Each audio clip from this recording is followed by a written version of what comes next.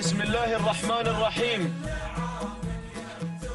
مشاهدينا الأعزاء أيها الحفل الكريم، السلام عليكم ورحمة الله تعالى وبركاته، وأسعد الله صباحكم بكل خير.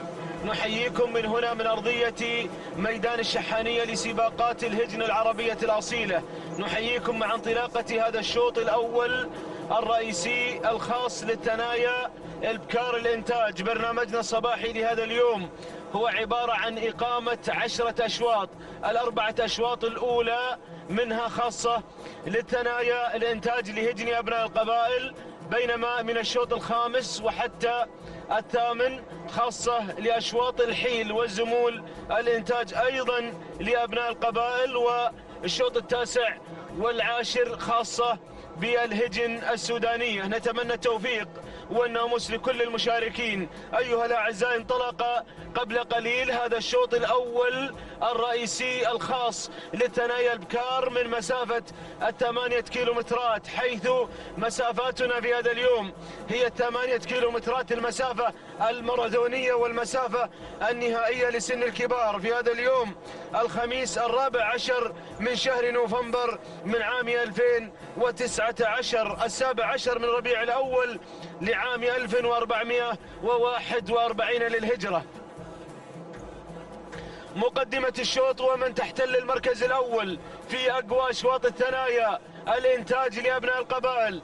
المقدمة مباشرة وجود تعود ملكيتها الحمد بن سعيد بن صالح الشرقي على مقدمة الشوط وفي المركز الأول. ننتقل إلى المركز الثاني، وصلت فرحة تعود ملكية فرحة لسالم بن علي بن دخيل المري على المركز الثاني. بن دلوان شعار بن دلوان الدور دور المركز الثالث. ومن تتقدم حشيمة تعود ملكيتها لعبد الهادي بن غانم بن عبد الهادي الشهواني على المركز الثالث. ننتقل إلى المركز الرابع ومن تتقدم بن صغان لسهيل بن علي بن هادي بن حفار، بينما المركز الخامس تصل وتتقدم هدادة بن جهويل تعود ملكيتها لحمد بن محمد بن سالم بن جهويل على المركز الخامس. هذا هو نداءنا الأول. مشاهدينا الأعزاء، هناك أسماء أراها بالعين المجردة لم يحن موعد دخولها إلى دائرة النداء والإذاعة من مسافة 8 كيلومترات. هذه المسافة التي تختبر فيها الذلل، تختبر فيها الهجن في مثل هذه المسافات الماراثونية والنهائية لهذا السن، سن الثنايا والحيل والزمول. بدأ الاستعداد لمهرجان المؤسس وآخر سباق محلي قبل انطلاقة فعاليات مهرجان المؤسس. نتمنى إن شاء الله توفيق والناموس للجميع. العودة إلى مقدمة الشوط. إلى المركز الأول وجود تسيطر على المقدمة، تفرض الهيمنة والسيطرة على هذا المركز. يلا يا الشرقي تعود ملكيتها وجود الحمد بن سعيد بن صالح الشرقي على المركز الأول وعلى صدارة الشوط، بينما الانطلاقة منذ البداية وهي تسيطر على المركز الأول، بينما يتابعها علي بن حمد الشرقي، أحد الشباب المضمرين، أحد الرجال البارزين في هذا العالم، في عالم التضمير وفي عالم أيضا مشاكل الهجن وعلاجها. أبو حمد الله يعطي الصحة والعافية، أحد الخبراء في هذا المجال، أحد الدكاترة الشعبيين، نتمنى له إن شاء الله التوفيق. هذه على المركز الأول تعود ملكية وجود لحمد بن سعيد بن صالح الشرقي، يتابعها الدكتور علي بن حمد الشرقي، بينما المركز الثاني تتقدم فيه فرحة لسالم بن علي بن دخيل بن دلوان، تتقدم بسلالة فرحة الغنية عن التعريف. هذه السلالة التي صالت وجالت منذ القدم في جميع الميادين. الدور دور المركز الثالث، وصلت في المركز الثالث وتقدمت حشيمة لعبد الهادي بن غانم بن عبد الهادي الشهواني، المضمر الهادي سعيد بن عبد الهادي الشهواني، يتابعها في التضمير شعار ابو هادي، شعار المضمر الهادي على ظهرها اليوم. المركز الرابع ومن تتقدم شعار بن حفار مع بنت صوغان، مع بنت صوغان يا ابو بخيت. هذه بنت صوغان على المركز الرابع تنطلق في انطلاقه وموقعها ممتاز في الشوط الأول للثنايا. يا مضمرين يا ملاك ناموس الانتاج غير لمن ناموس هذا الانتاج اليوم من هؤلاء الفطاحلة في التضمير، من هؤلاء العمالقة المتواجدين اليوم. بنت صوغان سلالة صوغانية على المركز الرابع، سهيل بن علي بن هادي بن حفار على المركز الرابع، بينما المركز الخامس هدادة بن جهويل، هدادة لحمد بن محمد بن سالم بن جهويل، وأيضا هدادة رصيدها مليء بالإنجازات. حصل دخول واقتراب على المركز الخامس. الشعلة تتقدم، شعار البرنس محمد بن طالب بن عقيلة النابت خذت المركز الخامس في هذه اللحظات. أرى أسماء تقترب من دائرة النداء والإذاعة. الله يوفق كل المشاركين. العودة إلى وجود الشرقي، إلى وجود الشرقي. انتصفت المسافة ولا لم تنتصف؟ باقي شوي على انتصاف المسافة، باقي لنا شوي وتنتصف المسافة. أرى وجود اللي على المركز الأول. الآن نحتاج لخبرة المضمرين، خبرة المسايرين مسافة 8 كيلومترات تحتاج إلى الخبرة، وكلهم عندهم خبرة كلهم، والنعم فيهم إخواني الملاك والمضمرين. الملاك والمضمرين المرة الأولى أول أشواط الثمانية اليوم. هذا الشوط هو أول أشواط 8 كيلومترات في عام 2019-2020 لمن ستنتزع أول أشواط 8 كيلومترات في سن الثنايا. في سن الثنايا وجود على المركز الأول، وجود الشرقي علي بن حمد الشرقي يقدم وجود على المركز الأول، صاحبة إنجازات في العام الماضي في رصيدها أكثر من سيارة. المركز الثاني الانطلاق من حشيمة عبد الهادي بن غانم بن عبد الهادي الشهواني. يصل المضمر الهادي، يصل بالمركز الثاني حشيمة. المركز الثالث بن دلوان مع فرحة يتقدم، بينما شعلة بن عقيل أشعلت المنافسة، أشعلت المنافسة الشعلة، وتعود ملكيتها لمحمد بن طالب بن عقيل. يلا يا برنس، يلا يا برنس، ركز ركز يا سالم بن محمد بن عقيل ويا حمد على الشعلة اللي على المركز الرابع اللي انتقلت بشعارها المميز إلى المركز الثالث. المركز الخامس هدادة لحمد بن محمد بن سالم بن جهويل، اللي ما زال هادي أبو محمد، ما زال هاديا مع هدادة. وغادرنا لوحة المنتصف يا مضمرين، انتصفت المسافة ويتبقى أقل من 4 كيلومترات عن خط النهاية. الله ترشيحاتكم يا مضمرين، الترشيحات تنصب على من هذه الأسماء المتواجدة اليوم. ما زالت الأمور غامضة حتى هذه اللحظات، المستوى متغارب، وما زال الوضع، ما زالت الأمور في وضع التهدئة في شوطنا الأول الرئيسي للإنتاج الثنايا. يمكن الشعلة، يمكن وجود، يمكن فرحة، يمكن أيضا حشيمة، يمكن هدادة، كل شيء جائز. ربما يكون الناموس من الخلف. هناك أسماء قوية للغاية خلف دائرة النداء وتقترب شيئا فشيئا من دائرة النداء والإذاعة. ما زالت وجود، عادت وجود مرة أخرى، عادت إلى المركز الأول، يتابعها علي بن حمد الشرقي المتحكم بالأعصاب، متحكم بالأعصاب في هذا الشوط اللي يبغي لها أعصاب.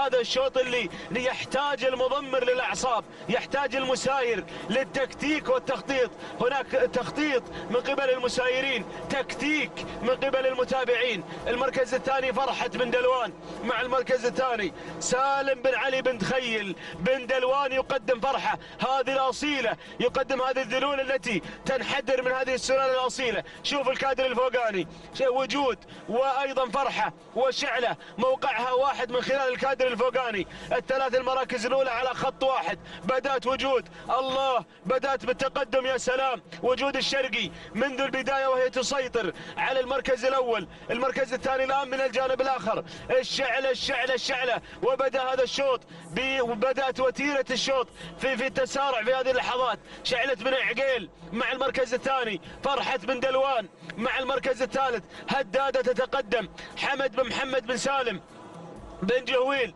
بينما المركز الخامس تصل صوغة، أول نداء لصوغة بن حباب، محمد بن ناصر بن محمد بن حباب يقدم صوغة على المركز الخامس في هذه اللحظات. بينما أرى قدوم أيضا وتسلل من صملة لمحمد بن راشد بن ثلاب بن جليميد الهاجري. أيضا أرى بالعين المجرد العنود لمحمد بن ظافر بن حمد بن راشد الدوسري الدوسري تقترب من دائرة النداء والإذاعة. أيضا هناك قدوم من السيلية لمحمد بن طالب بن عقيل. وصلت الأسماء، وصلت الشعارات. ياهو شوط الثنايا. بدأت السرعة. وين مظنة؟ قادمة مظنة أيضا بالعين المجردة. الكادر التحتاني أراها بالعين المجردة لمحسن بن علي بن مبارك بن فراج، ورصيدها نقطة في السباق الماضي. أراها تقترب من المقدمة. العودة إلى هدادة، استلمت زمام الأمور هدادة بن جهويل مع المركز الأول. هدادة لحمد بن محمد بن سالم بن جهويل. الله يا سلام، اشتعل الشوط بتحرك الشعلة. وصوغة بن حباب قادمة، صوغة أيضا بن ثلاب مع صملة. محمد بن راشد بن ثلاب يدفع بصملة على المركز الرابع. فرحة بن دلوان مع المركز الخامس. والشرقي راعي وجود أيضا قادم، ولكن وصل بن فراج. وصلت ناقة بن فراج، وصلت ذلول بن فراج. مظنة فؤادي، يا مظنة روحي، تتقدم في هذه اللحظات إلى المركز الخامس، إلى الرابع، إلى الثالث. الله، المرشح الأبرز اليوم، المرشح الأبرز في هذا الشوط الأول الرئيسي، نظرا لإنجازاتها، نظرا لسجلها الحافل بالإنجازات. وصلت الخزنة لسعيد بن عبد الهادي الشهواني أيضا. ولكن أعود إلى مقدمة الشوط. العنود تصل أيضا لمبارك بن سالم بن سالمين. ولكن عودتنا إلى هدادة بن جهويل، كيلو ونصف الكيلو عن خط النهاية. هدادة على المركز الأول، يتابعها حمد بن محمد بن جهويل. ولكن مظنة تقترب، مظنة بن فراج مع المركز الثاني. شعلة بن عقيل وصوغة بن حباب وبن ثلاب أيضا قادم مع صملة. الشوط الأول يا مضمرين، أقوى أشواط الإنتاج الثنايا. مظنة انطلقت، مظنة تفتتح الكيلو متر الأخير، بل تقتحم الكيلو متر الأخير. بالعرج قادم أيضا، بالعرج قادم مع المركز الثالث وإلى الثاني مباشرة. بريك بن سعيد بالعرج قادم مع الشرود. ولكن عودتنا إلى المركز الأول، عودتنا إلى المركز الأول. وصل بن عقيل ويصل بالعرج. الله يا بن فراج، دير بالك. السيلية والشرود قادمات الثنتين. شوطنا المفتوح، شوط الإنتاج، أقوى أشواط الثنايا، الشوط الرئيسي لإنتاج الثنايا. ناموس الإنتاج مع بن فراج سبق وإن انتزع رموز الإنتاج في العام الماضي. هل يفعل مع مظنة في هذا الموسم؟ هل يحضر في أشواط الرموز بمظنة؟ ولكن السيلية، يا سلام، البرنس بن عقيل قادم. السيلية الإنتاج، شوط الإنتاج مع بن عقيل أو بن فراج. معركة الإنتاج، معركة الثنايا، معركة 8 كيلومترات. السيلية عادت مظنة صاحبة النقطة في السباق المحلي الماضي. ما ذاقت الهزيمة، رشحوها المرشحين. يا سلام، السيلية بن عقيل ينتزع ناموس الشوط. تهانينا لمحمد بن طالب بن عقيل على اختطاف وانتزاع ناموس الانتاج. الله، ياهو شوط. المركز الثاني مظنة لمحسن بن علي بن فراج. المركز الثالث العنود لمحمد بن ظافر بن حمد بن راشد الدوسري. المركز الرابع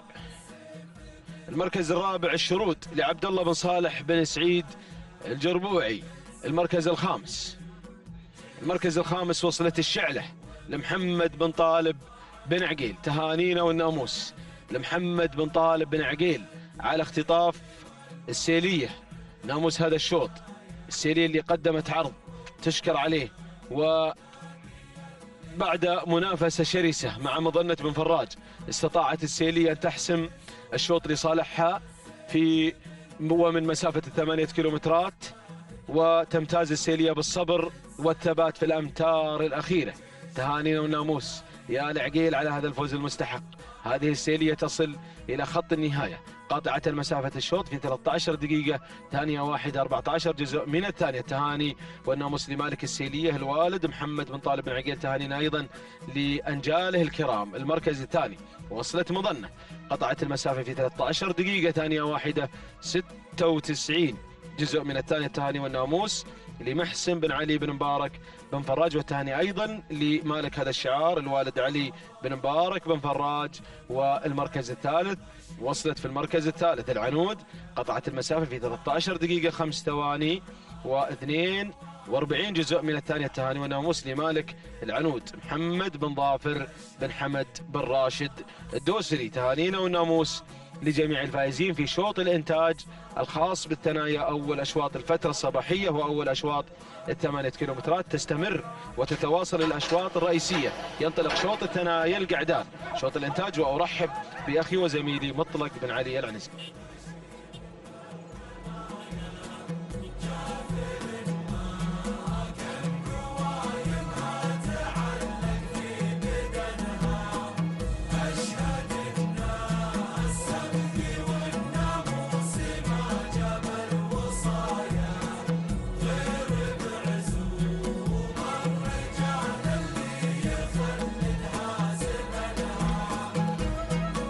بسم الله الرحمن الرحيم. شكرا محمد بن بريك المري. أيها الإخوة المتابعون مشاهدينا الكرام في كل مكان، أسعد الله صباحكم جميعا بكل خير. أحييكم بتحية الإسلام، سلام الله عليكم ورحمته وبركاته.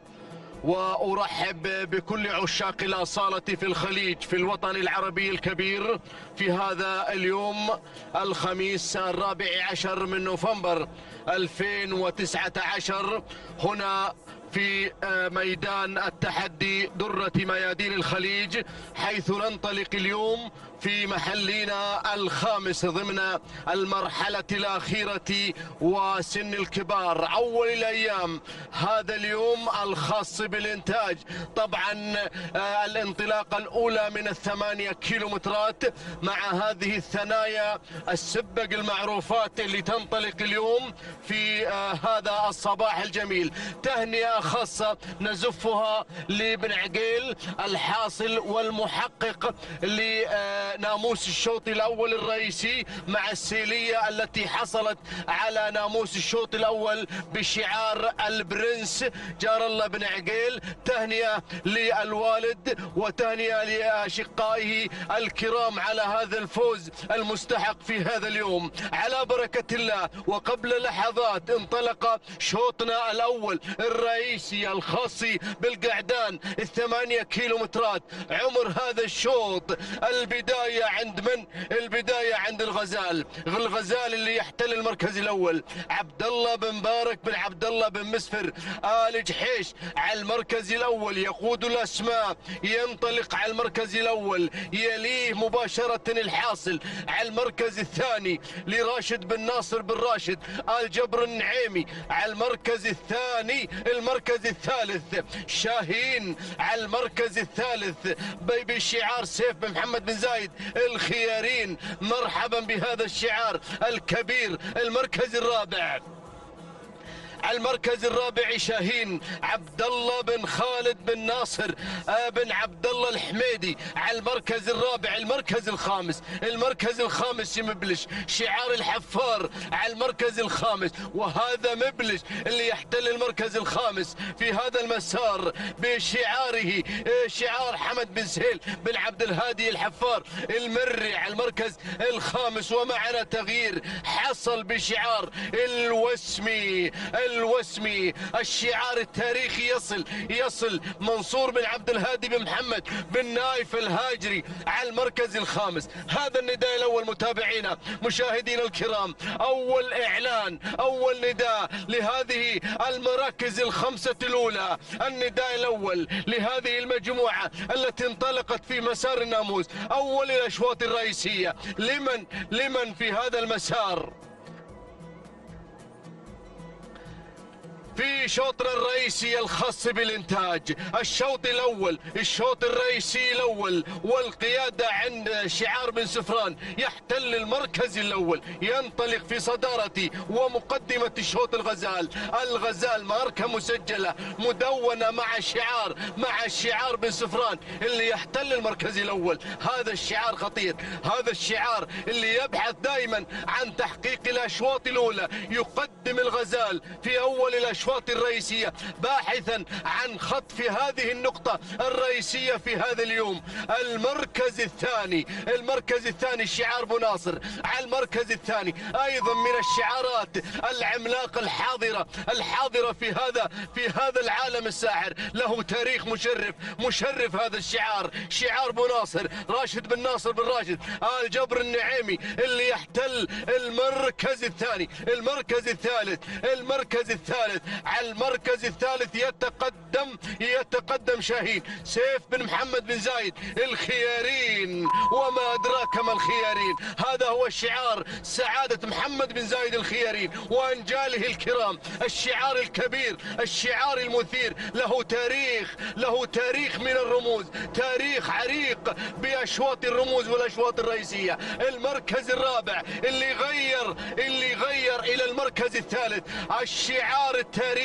الشعار التاريخي معنا الوسمي. على المركز الثالث يتقدم هذا الشعار اللي أطلقت عليه الشعار التاريخي، لما له من تاريخ مشرف. شعار بن نايفة اللي يحتل المركز الثالث، يتقدم منصور بن عبد الهادي بن محمد بن نايفة الهاجري على المركز الثالث. المركز الرابع كما أسلفت شاهين الخيارين على المركز الرابع. المركز الخامس الله يتقدم ظبيان فهد بن ناصر بن عبد الله الجبر النعيمي على المركز الخامس يتقدم. خلاص المراكز الخمسة الأولى يا أخواني أعلنتها لحضراتكم مرة أخرى. يا سلام، السباق التمهيدي الخامس، آخر سباقاتنا المحلية قبل سباق المؤسس الكبير الذي سينطلق إن شاء الله في 30 من هذا الشهر، 30 نوفمبر. سنبدأ معركة الذهب مع أشواط سباق المؤسس الكبير الذي يحظى أيضا بالدعم اللامحدود من سمو سيد أمير البلاد المفدى يحفظه الله ويرعاه. يا سلام، عشاق الأصالة يحتفلون دائما، يحتفلون هنا في درة ميادين الخليج، ميدان التحدي، أعرق ميادين الخليج وأقواها على الإطلاق. يا سلام يا سلام، نتمنى إن شاء الله للجميع التوفيق، نتمنى لكل الحاضرين من ضيوفنا، من أشقائنا، من أحبابنا، من أهل الدار أيضا، نتمنى لهم التوفيق، نتمنى لهم الناموس. نعود إلى مجريات شوطنا، ولا زال بن سفران يقود الأسماع، لا زال بن سفران يتقدم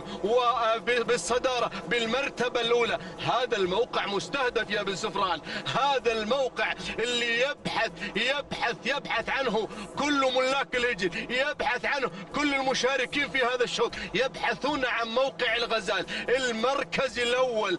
هذا هو المركز الخطير، المركز المثير. يا سلام، المركز الأول لا زال الغزال وصاحب نقطة في سباقنا المحلي الثاني.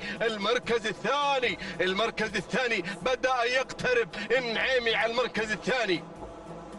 على المركز الثاني يتقدم حصل الحاصل يا راعي الحاصل راشد بن ناصر بن راشد الجبر النعيمي على المركز الثاني. شعارين خطيرين، شعارين لهما وصلة في عالم الأشواط الرئيسية، في الرموز والأشواط الرئيسية، شعار بن نايفة وشعار الخيارين، شعارين قويين. يتقدم في هذا المسار شعار بن نايفة مع الوسمي، وشعار أيضا الخيارين مع شاهين. على المركز الثالث والرابع يبدو ان الامور ستتغير عند لوحة 2 كيلومترات. يا سلام، المركز الخامس، بنشوف المركز الخامس، بنلقي نظرة على المركز الخامس له حق الإعلان، اللي بالمركز الخامس رقم 10 سمران علي بن حمد بن عريج المري على المركز الخامس. أول إعلان لهذا الاسم على المركز الخامس. الشعار الأخضر ينطلق على المركز، شوفوا على الكادر السفلي عبر شاشة قناة الريان. يا سلام، لكن الكادر الفوقاني هذا هو الموقع يا ابن عريج، الموقع الخطير دائما، الكادر الفوقاني عبر شاشة الريان، عبر شاشة وقنوات الدوري يا سلام، الموقع وين يا مخرجنا؟ الموقع وين؟ عند لوحة 2 كيلو ولا 3 كيلومترات عن خط النهاية، لكن الأمور عند الغزال مرتاح في المقدمة.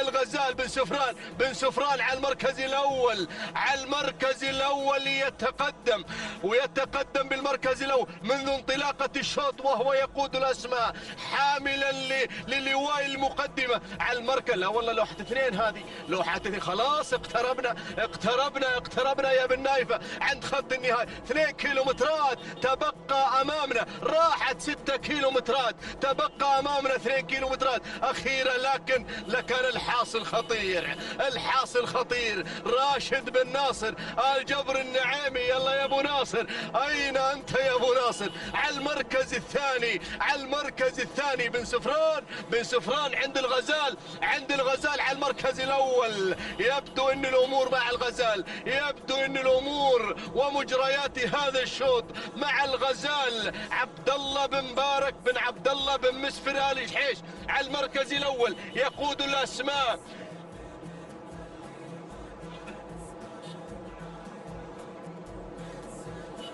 على المركز الأول على الصدارة، بينما المركز الثاني الحاصل راشد بن ناصر بن راشد الجبر النعيمي، اللي ضمره حمد بن حمود الوهيبي، المضمر والمتابع للحاصل اللي يحتل المركز الثاني. يلا يا الوهيبي ابو ناصر يطمح في خطف ناموس اليوم، يتابع على الهواء مباشرة. اشوف ابو ناصر يتابع على الهواء مباشرة، يطمح ان يحقق الناموس. المركز الثالث يقترب بالنايفة ويقترب شعار الخيارين وابن عريج يقترب، لكن المركز الاول والثاني، المركز الاول الغزال، الحاصل يا سلام الغزال. الكيلومتر الأخير يا أخواني، الكيلومتر الأخير الخطير المثير، مع بن سفران يتقدم الأسماء بالشعار البحري على المركز الأول، يتقدم بكل قوة بكل ثقة في الأشواط الأولى. دائما بن سفران. الله، سواها الحاصل يا بن سفران. قادم. يلا يا راعي الغزال، راح الكثير، لم يتبقى إلا القليل. الحاصل قادم بكل قوة، الوهيبي قادم، المضمر الوهيبي قادم بكل قوة، لكن غزال بن سفران صامد. قادم إلى خط النهاية بكل ثقة مع الشعار بن سفران. الله يا بن سفران، اصمد يا الغزال. الحاصل على المركز الثاني.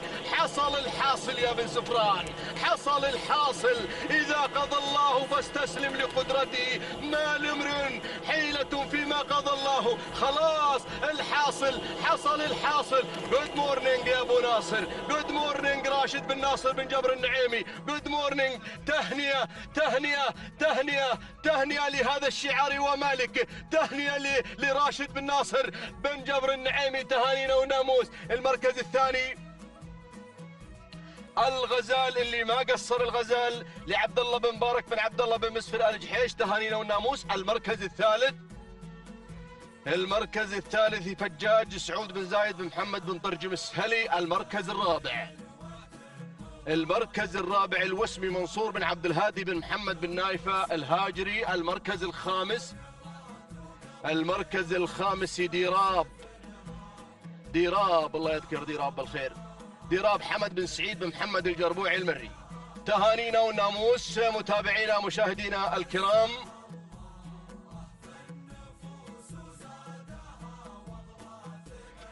تهنئة لمالك الحاصل الذي حقق الناموس.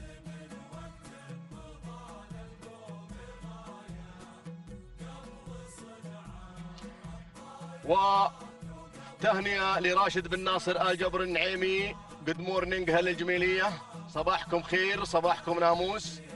في أول الأشواط الرئيسية في شوط الإنتاج 12 دقيقة 50 ثانية 90 جزء من الثانية. هذا هو توقيت الحاصل الذي حقق الناموس بشعار غني عن التعريف، شعار راشد بن ناصر بن راشد آل جبر النعيمي، تهانينا والناموس. المركز الثاني 12 دقيقة 51 ثانية 57 جزء من الثانية.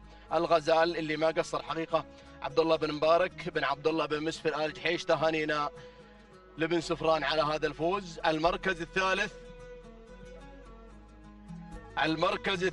فجاج سعود بن زايد بن محمد بن طرجم السهلي، تهانينا والناموس. لحظة وصول فجاج إلى خط النهاية 13 دقيقة و6 ثواني و29 جزء من الثانية، تهانينا والناموس للجميع. متابعينا مشاهدينا الكرام، كان الحاصل بشعار راشد بن ناصر بن راشد آل جبر النعيمي حاضرا وفائزا ومنتزعا ومحققا لأول الأشواط الرئيسية في هذا اليوم، شوط الثنايا القعدان.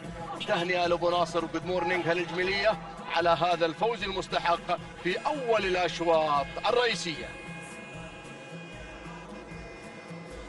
بسم الله الرحمن الرحيم، وعلى بركة الله دائما وأبدا نستعين. متابعينا مشاهدينا الكرام، أسعد الله صباحكم وجميع أوقاتكم بكل خير. أحييكم بتحية الإسلام، فسلام من الله عليكم ورحمته تعالى وبركاته. من هنا من على أرضية هذا الميدان، ميدان التحدي، ميدان الشحانية لسباقات الهجن العربية الأصيلة، على بركة الله وتوفيقه ينطلق شوطنا الثالث للثنايا الابكار الانتاج، ومن مسافة 8 كيلومترات. متابعينا مشاهدينا الاعزاء، انطلقت هذه الاسماء، انطلقت هذه الشعارات هنا لتزين ارضية هذا الميدان. انطلقن الثنايا الابكار، اتقدم مباشرة مع المركز الاول، اتقدم مع البداية الصدارة والمركز الاول. من تتقدم سمحة حمد بن ختيم بن عايط بن فرج العذبة، يقدم لنا سمحة مع المركز الاول، يتقدم مع البداية ومع الصدارة المركز الثاني. تصل في هذه اللحظات، تتقدم مع المركز الثاني. المركز الثاني مرموقة خالد بن صبيح بن سالم الغيلاني، يقدم لنا مرموقة على ثاني الأسماء، على ثاني التحديات. يتقدم الغيلاني على المركز الثاني. المركز الثالث تتقدم النويعس محمد بن علي بن مسفر بن محمد الجربوعي، يصل مع المركز الثالث. المركز الرابع تتقدم في هذه اللحظات على رابع الأسماء، على رابع التحديات. تصل شهرة مع المركز الرابع، راشد بن خالد بن راشد بن مثيب المري، يتقدم في هذه اللحظات على مستوى المركز الثالث. المركز الرابع تصل في هذه اللحظات وتتقدم صوغة حمد بن سريع بن سعيد الشهواني، يقدم لنا صوغة. مرحبا يا ابو سريع، يتقدم مع المركز الرابع، يقدم لنا صوغة. بهذه الانجازات الكبيرة يندفع مع صوغة على رابع الاسماء. المركز خامس التحديات تتقدم نهابة مع المركز الخامس بشعار حمد بن سالم بن علي بن جهويل آل نابت المري، يصل في هذه اللحظات على خامس الأسماء. هكذا كانت النتيجة متابعينا مشاهدينا الكرام للخمسة المراكز المتقدمة، للخمسة المراكز المسيطرة. أعود مع المركز الأول، أعود مع البداية. سمحة يا سمحة، سمحة يا سمحة، تتقدم مع المركز الأول حمد بن ختيم بن عايط بن فرج العذبة، يقدم لنا سمحة على أول الأسماء. يتقدم العذبة على أول التحديات.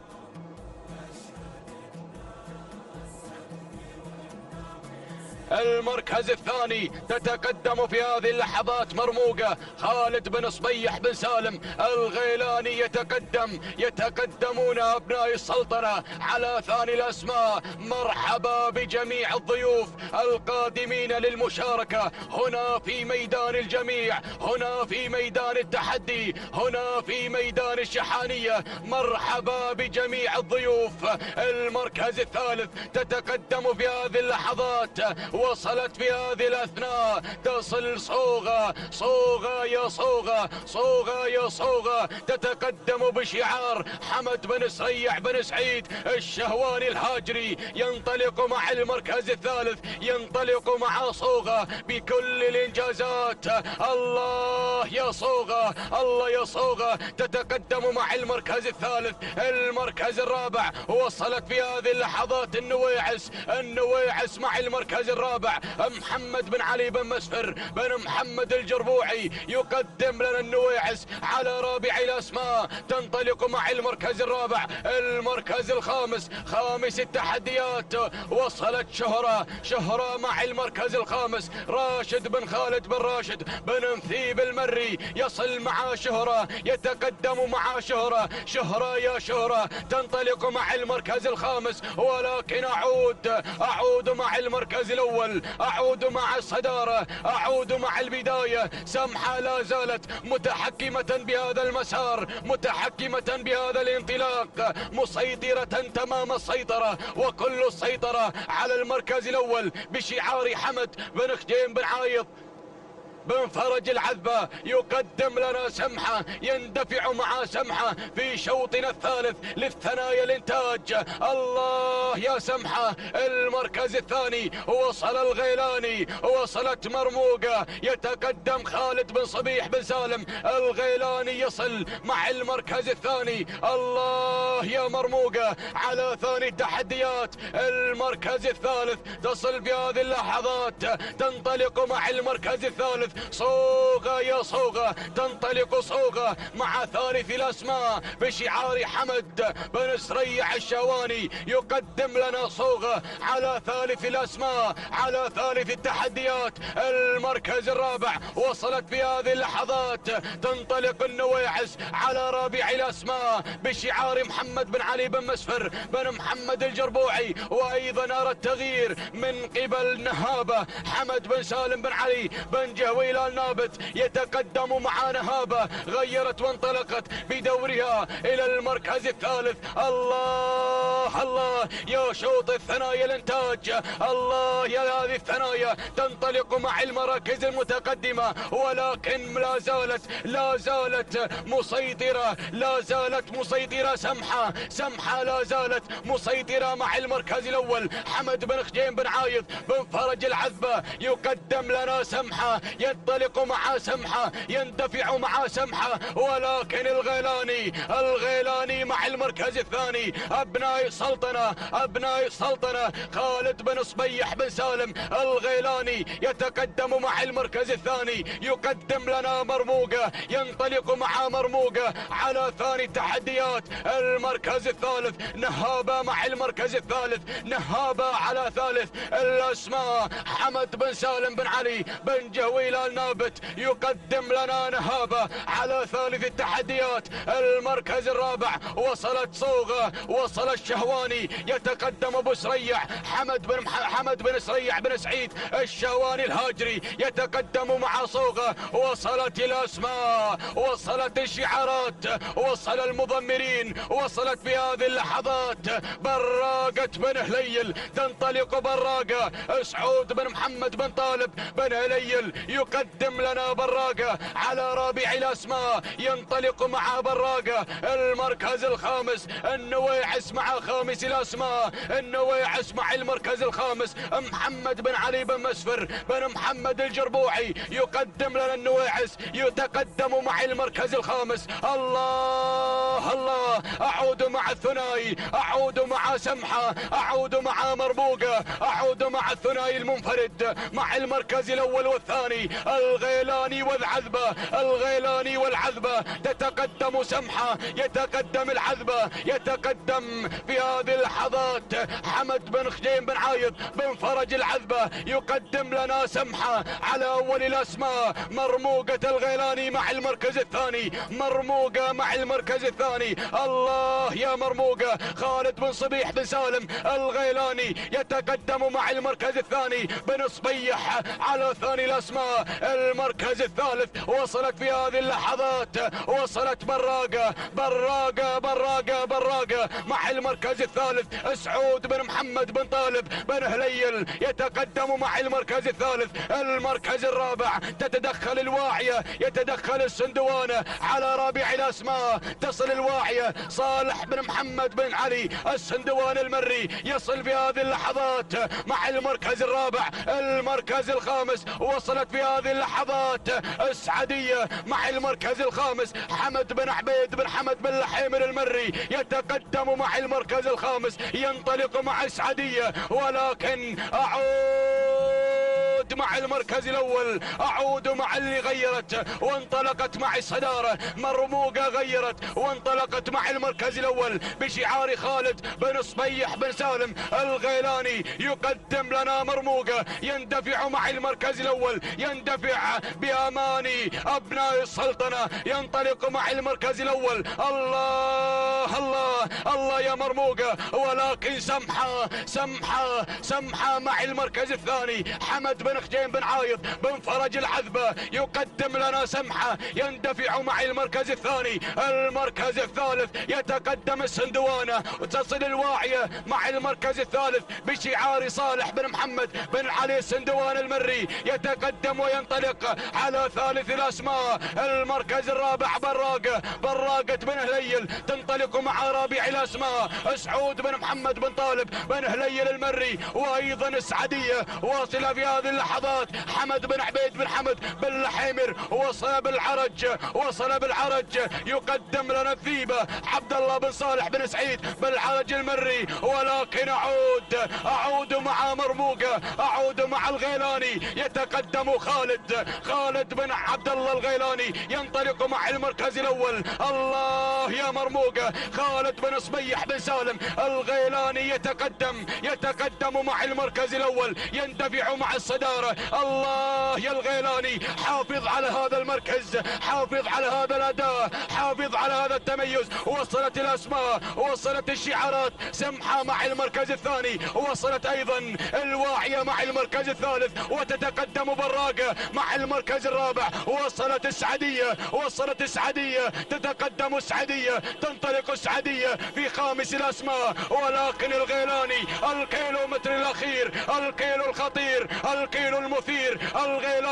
الغيلاني انطلق مع مرموقة. أبناء السلطنة ينطلقون مع المركز الأول، يندفعون مع الصدارة. وصل بن هليل، يتقدم بن هليل على ثاني الأسماء. السندوانة واصلة مع المركز الثالث، تتقدم الواعية، وأيضا يصل بالعرج، يتقدم مع الذيبة مع المركز الثاني. ولكن مرموقة تتقدم مع المركز الأول، يتقدم الغيلاني، يندفع الغيلاني. وصلت السعدية، تتقدم مع المركز الثاني. السعدية والثيبة، ولكن مرموقة مع المركز الأول، مرموقة مع الصدارة. اللحظات الأخيرة، الأمتار الأخيرة، وصلت السعدية، يتقدم السعدية، ينطلق باللحيمر يندفع مع المركز الثاني. السعدية حمد بن عبيد بن حمد بن لحيمر المري ينطلق مع المركز الثاني، ولكن مرموقة السعدية. الأمتار الأخيرة، الله يا السعدية مرموقة السعدية غيرت وانطلقت مع المركز الأول. سلام يا سعدية، سلام، تهانينا والناموس لمالك السعدية حمد بن عبيد بن حمد بن لحيمر المري على هذا الفوز والانتصار. المركز الثاني مرموقة خالد بن صبيح بن سالم الغيلاني. المركز الثالث الذيبة عبد الله بن صالح بن سعيد الجربوعي. المركز الرابع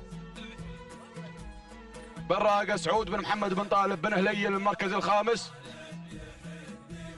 التزام محمد بن طالب بن عقيل النابت. إذا متابعينا مشاهدينا الكرام، تهانينا والناموس لمالك السعدية حمد بن عبيد بن حمد بن لحيمر المري على هذا الفوز والانتصار. التوقيت الزمني 12 دقيقة 56 ثانية، جزئين من الثانية. تهانينا والناموس. المركز الثاني وصلت مرموقة ما قصرت. خالد بن صبيح بن سالم الغيلاني 12 دقيقة 56 ثانية 56 جزء من الثانية تهانينا والناموس. المركز الثالث الذيبة عبد الله بن صالح بن سعيد بالعرج المري، توقيت الزمني 12 دقيقة 58 ثانية 4 أجزاء من الثانية تهانينا والناموس للجميع.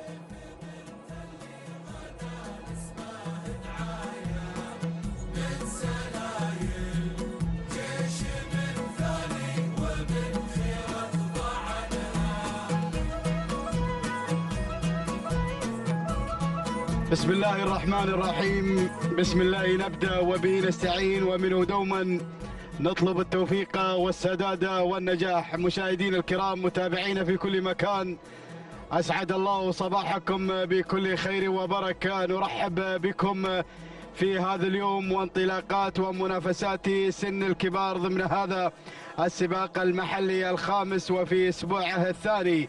تنطلق منافسات أشواط الإنتاج، أشواط الثنايا، وفي هذه اللحظات ينطلق رابع الأشواط، شوط خاص بالقعدان في منافسات 8 كيلومترات في أول انطلاقات هذه المسافة في هذا الموسم. نبدأ على بركة الله مع هذه الأسماء، مع هذه الشعارات المنطلقة في أشواط الإنتاج والمنتجين. أبدأ بالبداية لأتابع أول المراكز، أتابع مقدمة الشوط مع ثابت راشد بن ثلاب بن جليميد الهاجري يتقدم مع أول المراكز، بينما أتابع من الجانب الآخر يصل الباسل سالم بن علي بن مسفر الجربوعي القادم مع ثاني المراكز، بينما أتابع هناك التقدم من يصل مع ثالث المراكز، وصول من متعب فهد بن حسين بن فهد الرمزاني النعيمي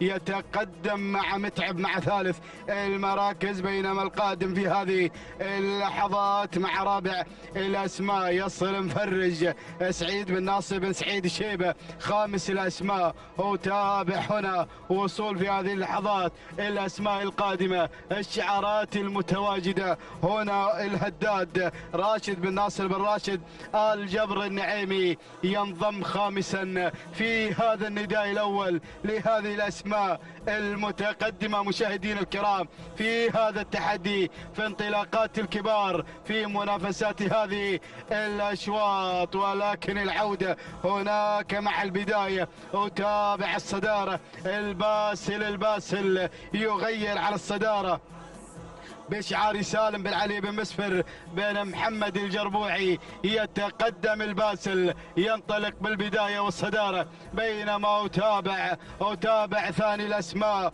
وصول في هذه اللحظات الهداد.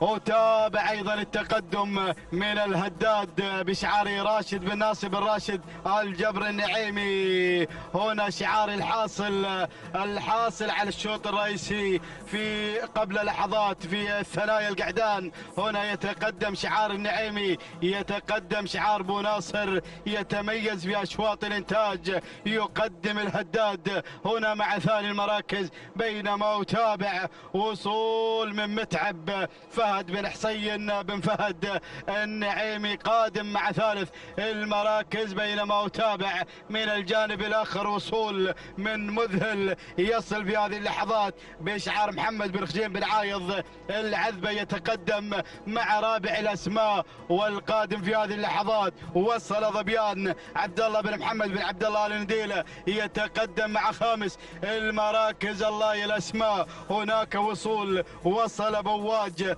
حمد بن صالح بن جابر الشرقي يتقدم في هذه اللحظات. الله يا الأسماء القادمة مشاهدين الكرام. وتابع أيضا شعار بن ثلاب، هنا راشد بن ثلاب بن جليميد الهاجري قادم مع ثابت. أسماء حاضرة، شعارات لامعة مشاهدين الكرام، ولكن العودة هناك مع البداية والصدارة، صراع الأقوياء، انطلاقة البداية مع الباسل هناك على أول المراكز المراكز سالم بن علي بن مسفر بين محمد الجربوعي، ولكن الله هناك الهداد بدأ بالتهديد. ينطلق الهداد راشد بن ناصر بن راشد الجبر النعيمي القادم مع ثاني المراكز، وهنا أتابع الوصول أتابع التقدم في هذه اللحظات من مذهل. محمد بن خجيم بن عايض بن فرج العذبة يتقدم مع ثالث الأسماء. الله الله،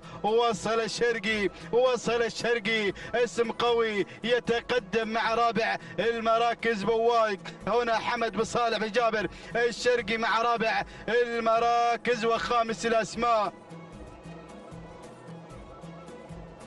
وتابع خامس الأسماء. وصول في هذه اللحظات من شاهين ناصر بن جار الله بن سالم بن جار الله المري يتقدم مع هذه اللحظات، ينضم في هذه اللحظات مع خامس المراكز. الله يا الأسماء، الله يا التحديات القوية، ولكن أعود هناك مع الصدارة، صدارة رباعية بقيادة هداد. الهداد على الصدارة ينطلق مشاهدين الكرام بشعار راشد بن ناصر بن راشد الجبر النعيمي، ولكن أتابع مذهل يتقدم، ينطلق مع ثاني الأسماء محمد بن خجيم بن عايض بن فرج العذبة. الله الله، وهناك بواجة القادم بشعار الشرقي مع ثالث الأسماء. أتابع أيضا شعار حمد بن صالح بن جابر الشرقي، بدأ بالاقتراب بدأ بالانطلاق، بينما رابع الأسماء هنا الباسل سالم بن علي بن مسفر بين محمد الجربوعي.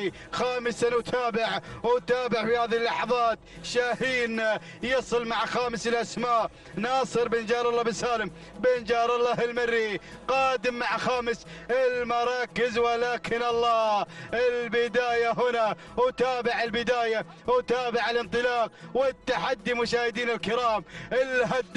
الهداد ينطلق مع الصدارة، ينطلق بالبداية.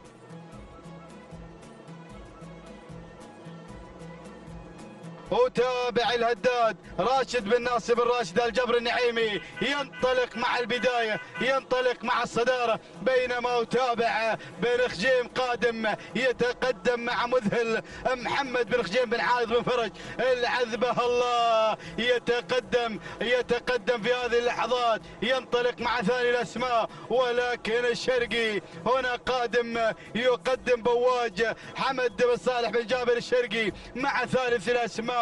الله، ثلاثية على الصدارة في الكادر الأعلى كما تشاهدون عبر قناة الريان. هنا الانطلاق والتحدي مع منافسات الكبار، مع انطلاقات أشواط الإنتاج والمنتجين. ولكن الله تابع هذه الأسماء المتقدمة، نتابعها مشاهدين الكرام هنا على شاشة قناة الريان. الله يا المخرج هنا يتابع هذه اللقطات، ينطلق أيضا ويتابع منافساته أيضا هذه الأشواط القوية. ولكن رابع الأسماء أتابع الباسل سالم بن علي بن مسفر بين محمد الجربوعي يتقدم مع رابع المراكز وخامس الأسماء. هناك شاهين ناصر بن جار الله بن سالم بن جار الله المري يتقدم مع خامس الأسماء. ولكن أعود إلى الصدارة.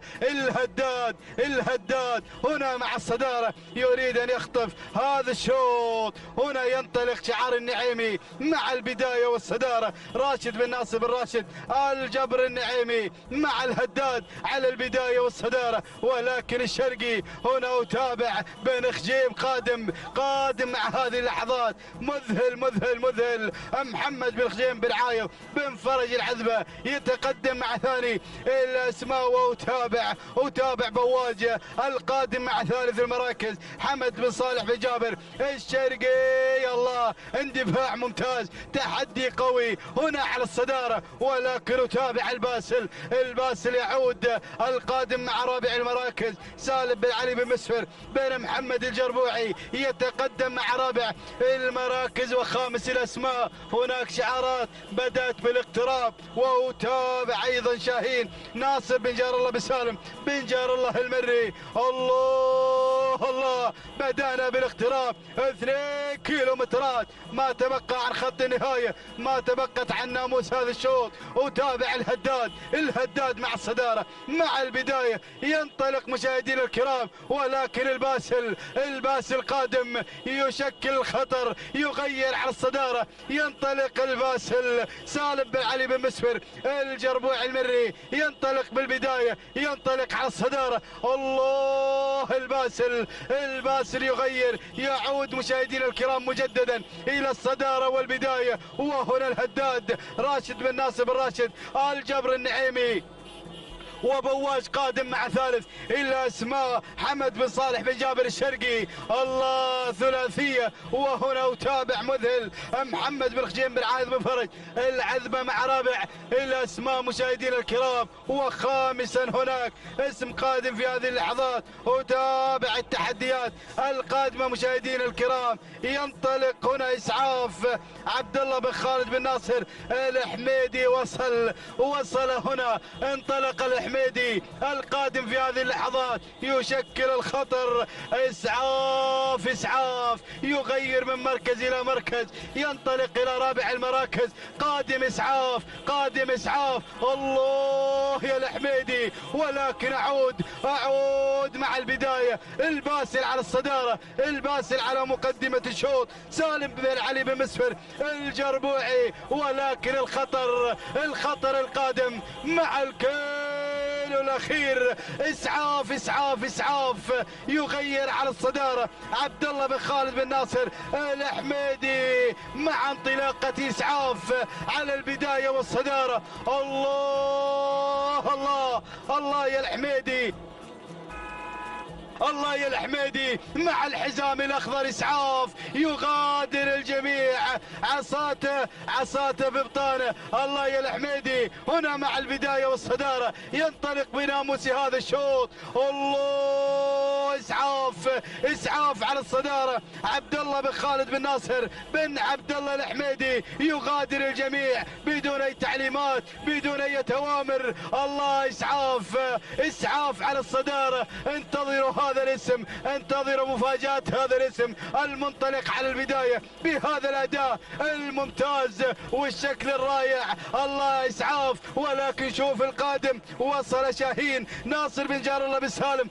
بن جار الله المري قادم مع ثاني المراكز. ولكن إسعاف. الله يا الحميدي، أسعد الله صباحك، بسم الله ما شاء الله على هذا الأداء وهذا الانطلاق الممتاز. هنا مع إسعاف عبد الله بن خالد بن ناصر بن عبد الله الحميدي يظفر بناموس هذا الشوط. هنا مع إسعاف، تهانينا والناموس على هذا الفوز والانتصار. هنا مع لحظات الوصول ثاني المراكز، وصول من شاهين ناصر بن جار الله بن سالم بن جار الله المري، بينما وصل في ثالث المراكز ثابت لراشد بن ثلاب جليميد الهاجري. رابع المراكز كان الوصول من الباسل سالم بن علي بن مسفر الجربوعي. وخامسا وصل الهداد راشد بن ناصر بن راشد الجبر النعيمي. هكذا كانت النتيجة مشاهدينا متابعينا الكرام. تابعنا إسعاف من استطاع أن يظفر بناموس هذا الشوط، شوط خاص بالثنايا ضمن هذه الأشواط الخاصة بالإنتاج والمنتجين بأداء ممتاز. مشكور يا الحميدي، واسعد الله صباحك على هذا الفوز والانتصار. هنا مع لحظات الوصول والتوقيت الزمني، لحظات وصول إسعاف إلى خط النهاية مشاهدينا الكرام. 12 دقيقة 54 ثانية 79 جزء من الثانية الثانية لعبد الله بن خالد بن ناصر بن عبد الله الحميدي على هذا الفوز والانتصار. ثاني المراكز وصل مشاهدينا الكرام شاهين لناصر بن جار الله بن سالم بن جار الله المري. توقيت الزمني هنا مع لحظات الوصول مشاهدينا الكرام. نتابع شاهين ولحظة وصول 13 دقيقة وثانية و63 جزء من الثانية الثانية لمالك شاهين ناصر بن جار الله بن سالم المري. ثالث المراكز كان الوصول مشاهدينا الكرام، وصل ثابت ب 13 دقيقة 5 ثواني 31 جزء من الثانية الثانية لراشد بن ثلاب الجليميد الهاجري. تهانينا والناموس للجميع.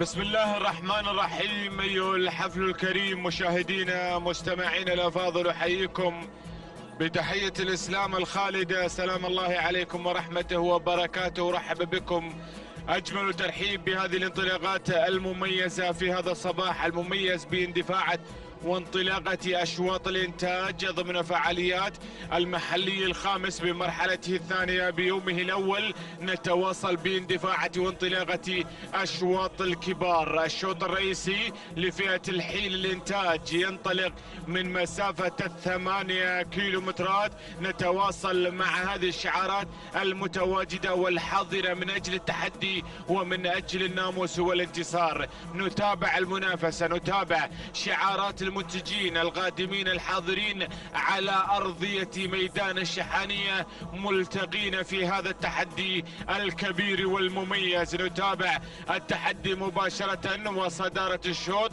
أول الأسماء تتواجد سودة لمانع بن عبد الهادي بن علي الشهواني، ينطلق مباشرة مع سودة على المركز الأول، يسيطر على زمام الأمور باندفاعة سودة. بينما المركز الثاني شعار بن حفار هنا يتقدم في هذا التحدي وبهذه المشاركة إذا صح الكلام. نتابع هذا المسار المميز مع هذه الشعارات التي تشارك وتنطلق في موقع التحدي والمنافسة في هذا التحدي الكبير وبهذه المشاركة المميزة لهذه الشعارات الكبيرة المتواجدة والحاضرة في هذا التحدي الكبير. نتابع المنافسة، نتابع الانطلاق مع تحديات هذه الشعارات الكبيرة المتواجدة في هذا التحدي المميز. المركز الثاني هنا الدوحة قادمة ومتواجدة بشعار سعود بن صالح بن زمات المري، يتواجد مع الدوحة التي تتسلل بدورها إلى صدارة هذا الشوط. تنطلق مع المركز الأول. المركز الثاني هنا سودة متواجدة بقيادة مانع بن عبد الهادي بن علي الشهواني، يتقدم مع سودة على المركز الثاني. المركز الثالث وتابع الشاهنية حمد بن راشد بن عبيد المريزيق المري، هنا يتابع ويراقب الموقف بتواجد الشاهنية التي تحتل المرتبة الثالثة في هذا المسار وبهذه الاندفاعات التلقائية. بينما المركز الرابع يصل شعار بن قطفة هنا في هذا التحدي بتواجد مياسة علي بن محمد بن راشد بن علي بن قطفة المري، يشارك في هذا التحدي وبهذه المنافسة المميزة. ننطلق مع المرتبة الرابعة، ننتقل مباشرة مع المركز الخامس. شعار الحاصل، شعار الحاصل المتواجد والحاصل على الشوط الرئيسي للثريا القعدان، يتواجد هنا بهذه اللحظات راشد بن ناصر بن راشد الجبر النعيمي، يقدم لنا الشروط على المركز الخامس المتواجدة في هذا التحدي باحثا عن شوط رئيسي آخر يشارك هذا التحدي ويشارك بهذه المنافسة المميزة مع الشرود الحاضرة والمتواجدة في هذا التحدي الكبير، محتلة المرتبة الخامسة بهذه اللحظات. هذه النتيجة مشاهدينا مستمعينا الأفاضل للخمس المراكز الأولى، للخمس الأسماء المميزة التي تسيطر على دائرة النداء والإذاعة والتي تتواجد في موقع التحدي والمنافسة مع هذه الشعارات الجميلة التي تتألق وتبدع دائما في هذه المنافسة المميزة في هذا العالم الساحر، في هذا التراث الجميل، في هذه الرياضة العريقة. نتابع المنافسة ونستمتع بهذا الحضور المميز مع شعارات المنتجين الحاضرين والمتواجدين دائما في هذا العالم المميز. نتابع الشعارات ونتابع الأسماء والنوعيات الفريدة التي تشارك على أرضية ميدان التحدي ميدان الشحانية. شوط رئيسي يا جماعة في هذا التحدي الكبير بهذه المنافسة المميزة. نتابع الدوحة والروحة مع الدوحة التي تنطلق مع البداية وتسيطر على زمام الأمور هنا بانطلاقة وتحديات شعار سعود بن صالح بن زمات المري الذي يسيطر على المرتبة الأولى باندفاعات الدوحة على الصدارة المحافظة والمسيطرة على زمام الأمور باحثة عن هذا الانتصار وعن هذا الناموس. بينما المركز الثاني الشهواني الشهواني مع المرتبة الثانية تسلل مع سودة إلى الصدارة مباشرة. مانع بن عبد الهادي بن علي بن عبد الهادي الشهواني يراقب الموقف، يتابع هذا التحدي، يتابع هذه الملازمة المميزة مع هذه الأسماء الكبيرة. بينما هنا سودة تنطلق مع الصدارة وفي مسار هذا الشوط بقيادة وبتحديات مانع بن عبد الهادي الشهواني. الدوحة على المركز الثاني ما زالت متواجدة في هذه المنافسة المميزة بشعار سعود بن صالح بن زمات المري يتقدم مشاركا، يتواجد في هذه المنافسة الجميلة. المريزيق على المركز الثالث يقدم لنا الشاهينية الحاضرة والمتواجدة بقيادة حمد بن راشد بن عبيد المريزيق المري. يتابع الشاهينية مع المرتبة الثالثة. المركز الرابع بن قطفة هنا غادم مع مياسة المتواجدة في هذا التحدي. علي بن محمد بن راشد بن علي بن قطفة المري يشارك في هذا التحدي. بينما المركز الخامس وصل بن حلفان، وصل المبدع دائما يتقدم بتواجد وبتحديات نوف. يا نوف بدأت تتسلل نوف من المرتبة الخامسة إلى المرتبة الرابعة وعينها على الصدارة، عينها على الانتصار بقيادة محمد بن علي بن سعيد آل بريس المري يتقدم مع نوف الذي يصل مباشرة بن حلفان في هذا التحدي وفي عمق المنافسة. هذه النتيجة للخمس المراكز الأولى المسيطرة في هذا التحدي. مياسة، الشاهينية، نوف، الدوحة وسودة، 5 أسماء و5 عمالقة من المنتجين متواجدين في هذا التحدي، حاضرين في هذا الإبداع والإمتاع على أرضية ميدان الشحانية ميدان التحدي. نتابع هذه الشعارات الكبيرة والعملاقة المتواجدة في هذا التحدي الكبير. أيضا شعار بن ثلاب هنا متواجد، والشعار بن فراج غادم في هذا التحدي متواجد في هذه المنافسة المميزة مع الشعارات العمالقة والكبار.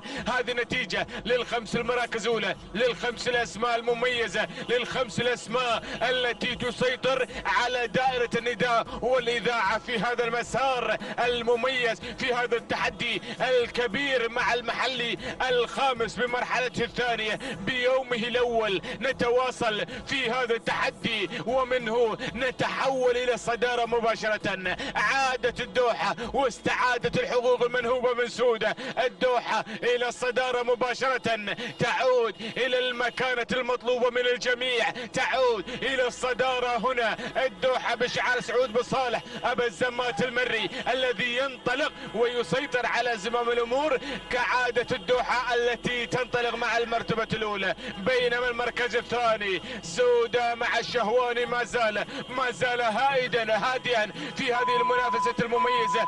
الهادي مع مانع بن عبد الهادي بن علي الشهواني يتقدم مع سودة. بينما هنا نوف اسم خطير يتدخل مع بن حلفان الغادم والحاضر في هذه المنافسة بشعار محمد بن علي بن سعيد آل بريس المري. نوف بدأت تتسلل إلى المركز الثاني. بينما المركز الرابع أول نداء للجذابة الحاضرة والمتواجدة والقادمة بهذه اللحظات بكل قوة بشعار علي بن مبارك وسالم الفراج يتدخل بهذه المنافسة المميزة. الشعار الحاضر مع الأشواط الرئيسية الذي دائما يتواجد في هذه المنافسة المميزة. يقدم لنا الجذابة على المركز الرابع. المركز الخامس اسم جديد أيضا حربة، محمد بن راشد بن ثلاب بن جليميد الهاجري يتقدم مشاركا مع حربة التي تحتل المركز الخامس والحاضرة والمتواجدة في هذه المنافسة مع هذا التحدي الكبير ومع هذه النوعيات الفريدة الذي يقدمها لنا أبو ثلاب الحاضر بهذه المنافسات المميزة. هذه نتيجة للخمس المراكز الأولى. كيلوين يا مضمرين هي من تفصلنا عن الناموس وعن الانتصار في هذا المسار وبهذا التحدي الكبير. نتابع الأسماء، نتابع الشعارات القادمة والحاضرة في هذا التحدي الكبير بهذه المنافسة المميزة. نتابع الكل بدأ يقترب في هذه اللحظات، الكل بدأ يقدم لنا الأسماء الجميلة، بدأ يقدم هذه العروض الجميلة مع هذه اللحظات في هذا العالم الساحر، في هذه الرياضة العريقة، في هذه الرياضة المميزة. ولكن القيادة مع الدوحة هناك مع الدوحة المنطلقة في صدارة هذا الشوط. سعود بن صالح بن زمات المري مع الصدارة ينطلق. 1500 متر يا مضمرين هي من تفصلنا عن ناموس هذا الشوط وعن ناموس الانتصار في هذا التحدي، ولكن الروحة مع الدوحة التي ما زالت تحافظ وتسيطر على زمام الأمور.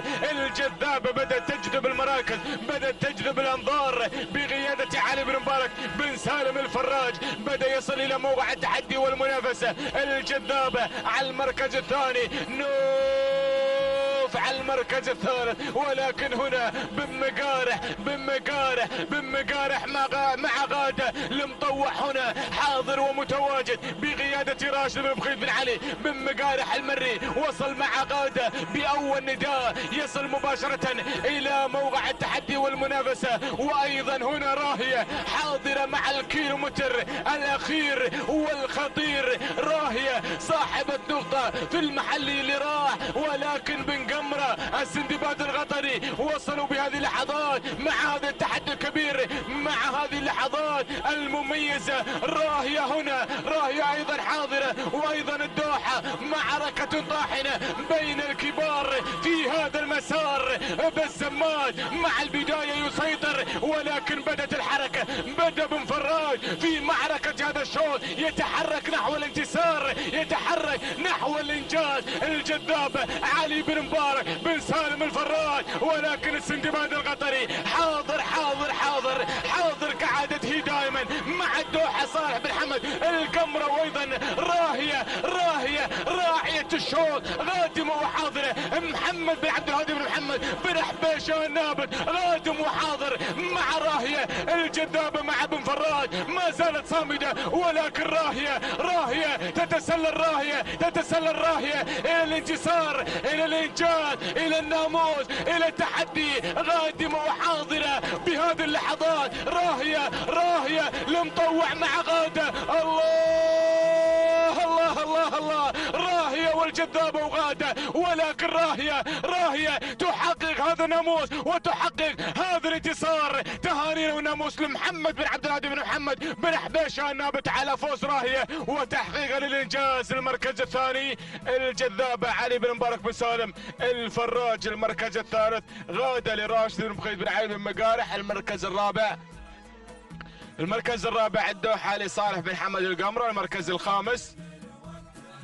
المركز الخامس وصل الضجيج لراشد بن عبد الله بن راشد الزقيبة. هكذا مشاهدينا مستمعين الافاضل تابعتم معنا هذا الشوط عندما جاءت الاسماء اللامعة والحاضرة دائما في هذه المنافسات المميزة، وملخص شوطنا الماضي عندما جاءت هذه النوعيات الفريدة والشعارات الكبيرة. فكانت راهية حاضرة عند الامتار الاخيرة متوجة بناموس هذا الشوط، حاصلة على الشوط الرئيسي للحيل الانتاج. تهاني وناموس لمحمد بن عبد الهادي بن محمد بن حبيشة النابت حاملة الرقم 1 راهية، وحصلت على المركز الاول 12 دقيقة 58 ثانية 14 جزء من الثانية. تهاني وناموس لمحمد بن عبد الهادي بن محمد بن حبيشة النابت على فوز راهية وتحقيقها للانجاز. المركز الثاني الجذابة 12 دقيقة 59 ثانية 22 جزء من الثانية. تهاني وناموس علي بن مبارك بن سالم الفراج على فوز الجذابة في المركز الثاني. المركز الثالث غادة 12 دقيقة 59 ثانية 50 جزء من الثانية. وناموس لراشد بن بخيت بن علي بن مقارح المري على فوز غادة في المركز الثالث. تهانينا والناموس لجميع الفائزين.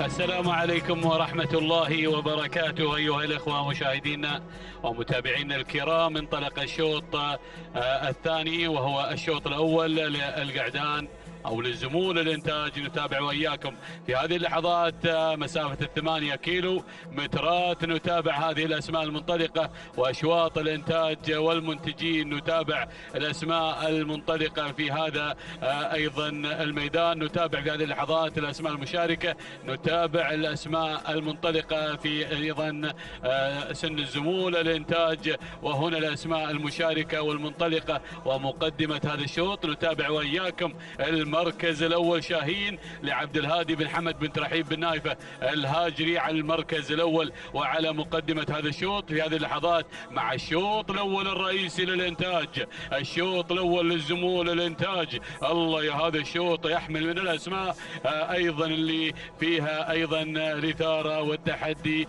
والحماس، وهو شاهين راعي العوايد شاهين أيضا في مقدمة الشوط. نتابع مع مالكة عبد الهادي بن حمد بن ترحيب بن نايفة اللي معودنا دائما على الانطلاقات والاندفاعات والنواميس أيضا بشعار بن ترحيب. هنا في هذه اللحظات المركز الثاني نتابع في هذه اللحظات المركز الثاني المنطلق في هذه اللحظات اللي هو الأناضول لخالد بن حمد بن عبد الله الزعبي على المركز الثاني في هذه اللحظات منطلق ومندفع في هذا الانطلاق. بينما المركز الثالث نتابع مستحيل لعجيان بن حمد بن صالح بن عجيم العبده على المركز الثالث في هذه اللحظات منطلق. بينما المركز الرابع نتابع في هذه اللحظات مشقي لسيف بن محمد بن زايد المطوع الخيارين على المركز الرابع. المركز الخامس نتابع الباز لعبد الله بن خالد بن ناصر بن عبد الله الحميدي. ولكن أرى في هذه اللحظات قدوم آخر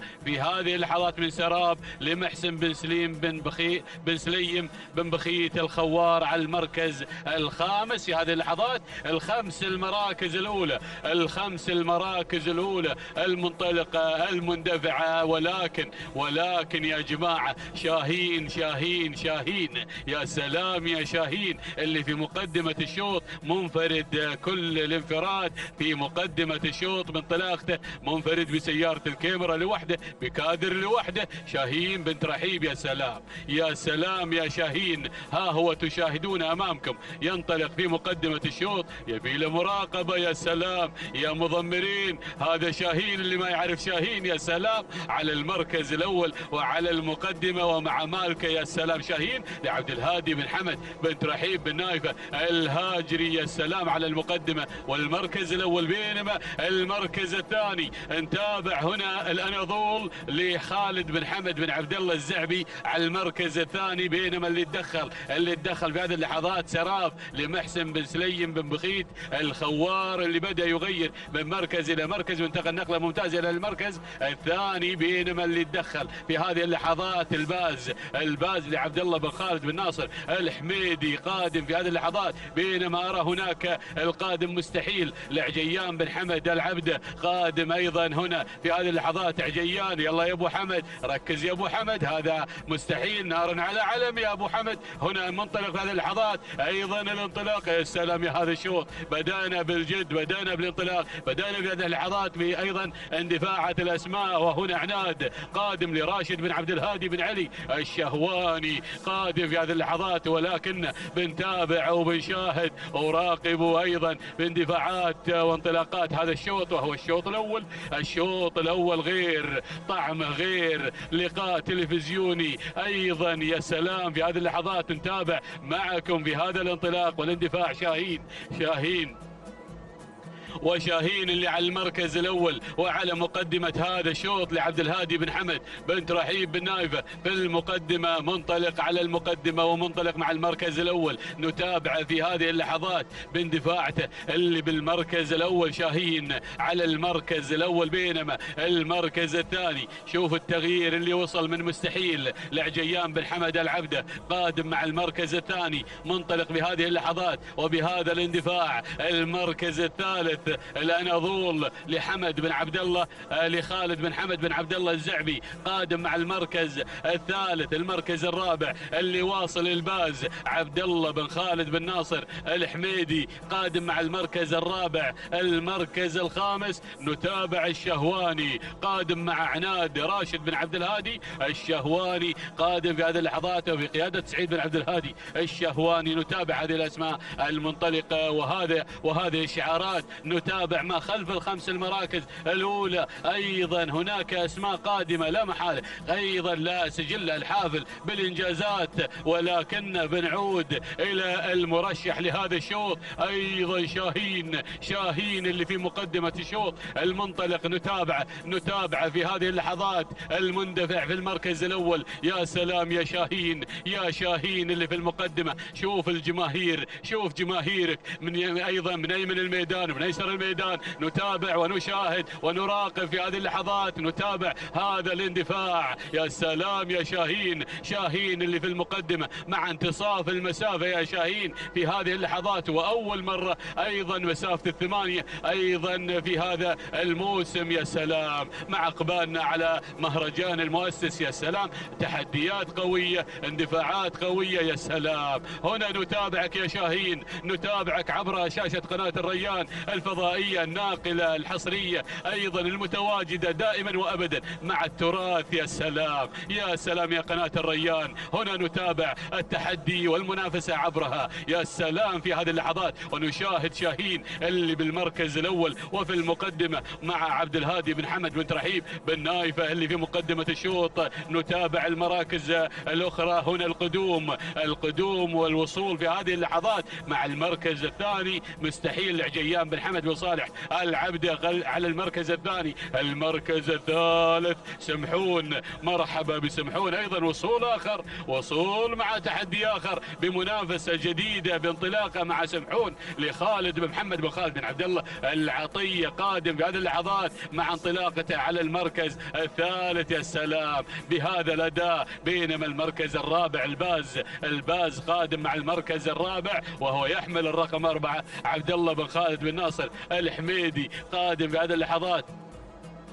نتابع في هذه اللحظات الانطلاق. بينما المركز الخامس نتابع الأناضول لخالد بن حمد بن عبد الله الزعبي قادم مع الأناضول على المركز الخامس. هذه النتيجة للخمس المراكز الأولى. نتابع أسماء قادمة، نتابع هناك شعارات قادمة، ولكن شاهين يا سلام يا شاهين أيضا يا شاهين اللي في المقدمة أخذ له استراحة محارب وانطلق من جديد ما شاء الله مع إقبالنا على بوابة 3 كيلومترات، وهي بوابة العبور إلى المنصة الرئيسية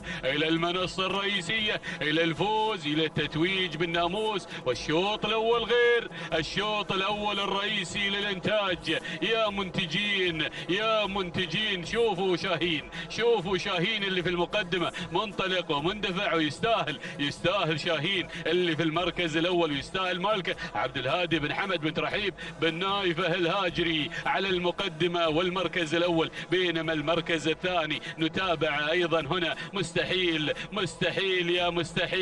هنا مستحيل عجيان بن حمد بن صالح العبدة. يا سلام في رصيد رمز. يا سلام يا ابن عجيان، يا سلام يا راعي مستحيل. مرحبا بمستحيل وصاحب الإنجازات. نتابع في هذه اللحظات مع تجهيزاته أيضا ما قبل مهرجان المؤسس. يا سلام بينما رأى سمحون قادم مع المركز الثالث. نتابع لخالد بن محمد بن خالد بن عبد الله العطية قادم في هذه اللحظات. يا سلام على المركز الثالث مندفع ومنطلق. المركز الرابع هنا الباز وسلالة الباز. يا سلام يا الباز اللي قادم مع المركز الرابع في هذه اللحظات لعبد الله بن خالد بن ناصر بن عبد الله الحميدي على المركز الرابع. المركز الخامس شاهد سراب لمحسن بن سليم بن بخيت بن محمد الخوار على المركز الخامس. يا سلام يا هذا الشوط، يا هذا التحدي، هذه الأسماء المنطلقة. أيضا عطنا لقطة يا مخرجنا.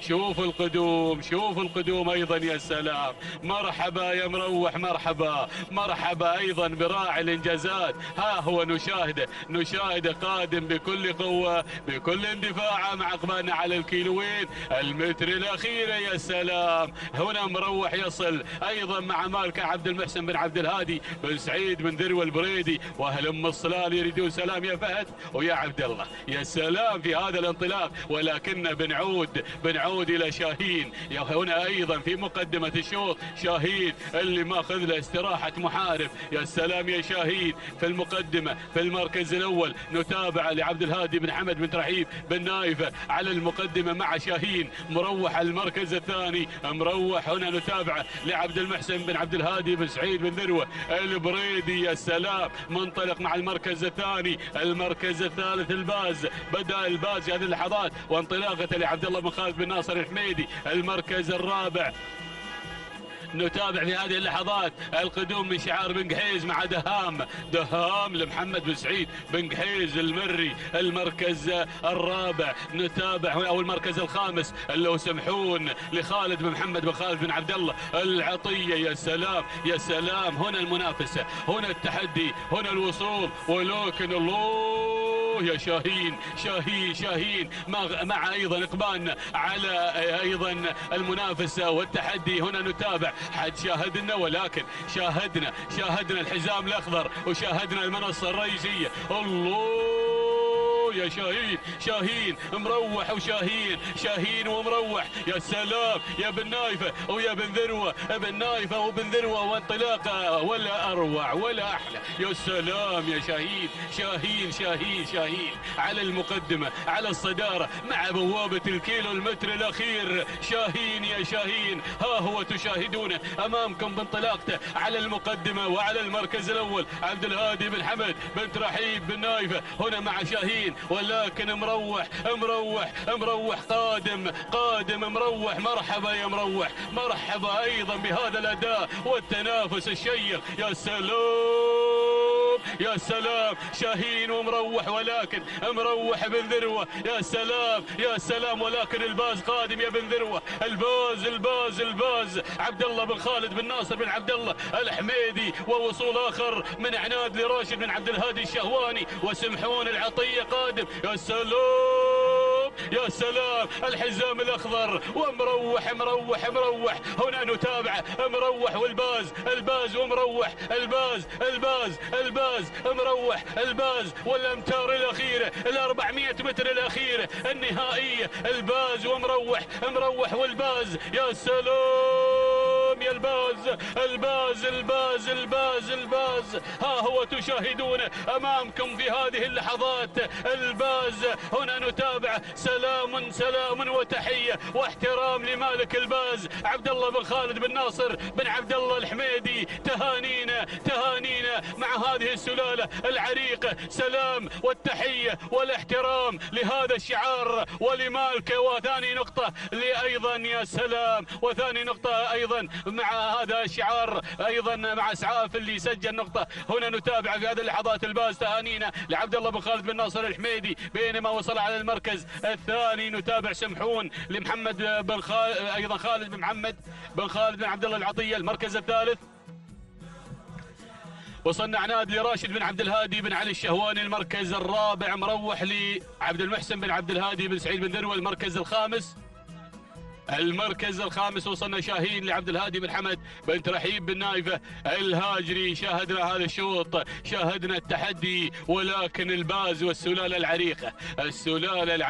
سلام يا الباز، سلام والتحية والاحترام للحميدي، ايضا للحميدي مالك الباز اللي سجل الناموس المستحق. نشاهده ايضا هنا. نتابع الباز اللي كان ايضا في الموقع المرموق، كان ايضا في الخمس المراكز الاولى منذ الانطلاقة وسجل الناموس الغالي. يا سلام يا الباز، ما شاء الله تبارك الله، ما شاء الله على هذه النهاية الطيبة وأدائها المتميز وفوزها المستحق، ويستاهل الشوط الأول. واستعد يا الحميدي للقاء أيضا على شاشة قناة الريال الفضائية وموقع الأبرقة أيضا بانتظارك. هنا نتابع أيضا الباز وساعة وصوله إلى خط النهاية، معلن الفوز والناموس، و13 دقيقة 9 ثواني و45 جزء من الثانية. تهانينا والناموس لمالك الباز فاز عبد الله بن خالد بن ناصر بن عبد الله الحميدي على هذا الفوز المستحق. والشوط الاول الرئيسي للانتاج والمنتجين للزمول نتابع في هذه اللحظات، بينما وصلنا على المركز الثاني والقدوم مع سمحون ايضا اللي قادم وتوقيت الزمن 13 دقيقه 14 ثانيه 44 جزء من الثانيه. تهانينا والناموس ايضا لمالك سمحون خالد بن محمد بن خالد بن عبد الله العطيه، بينما وصل على المركز الثالث عناد توقيته 13 دقيقه 15 ثانيه و78 جزء من الثانيه. تهانينا لمالك عناد راشد بن عبد الهادي بن علي بن عبد الهادي الشهواني.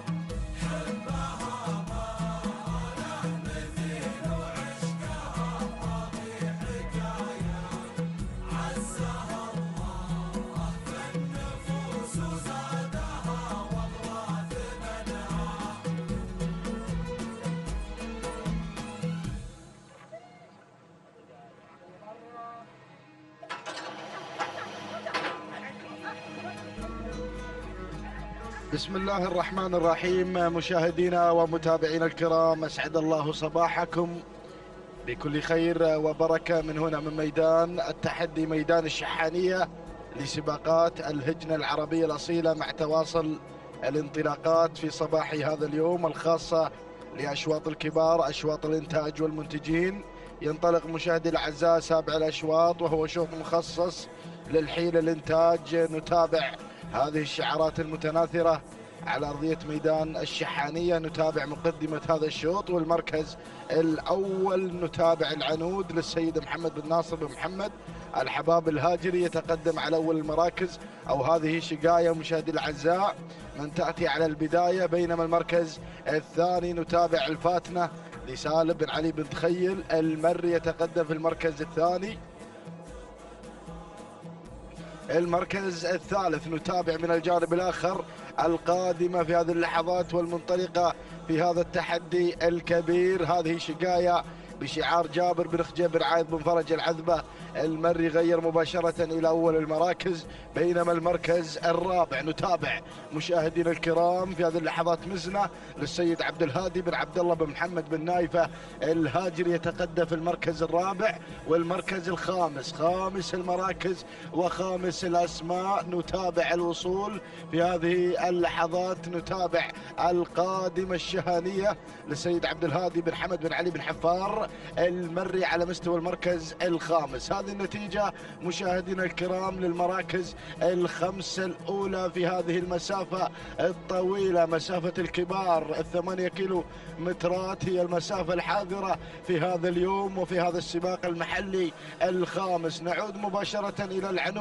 العنود بشعار بن حباب محمد بن ناصر بن محمد الحباب الهاجري يتقدم على أول المراكز، بينما المركز الثاني شقاية للسيد جابر بن خجيب بن عايض بن فرج العذبة المري غير مباشرة وخطف المركز الأول، بينما يأتي شعار بن حفار ليقدم لنا الشهانية للسيد عبد الهادي بن حمد بن علي بن حفار المري. والمركز الرابع من الجانب الآخر القادمة هنا مشاهدينا الأعزاء مزنة بشعار بن نايفة عبد الهادي بن عبد الله بن محمد بن نايفة الهاجري على مستوى المركز الرابع غير مباشرة إلى أول المراكز، بينما الفاتنة في المركز الخامس بشعار سالم بن علي بن تخيل المري. هذه النتيجة مشاهدينا الكرام للمراكز الخمسة الأولى لندان الثاني عبر قناة الريان الفضائية وعبر الأثير الFM.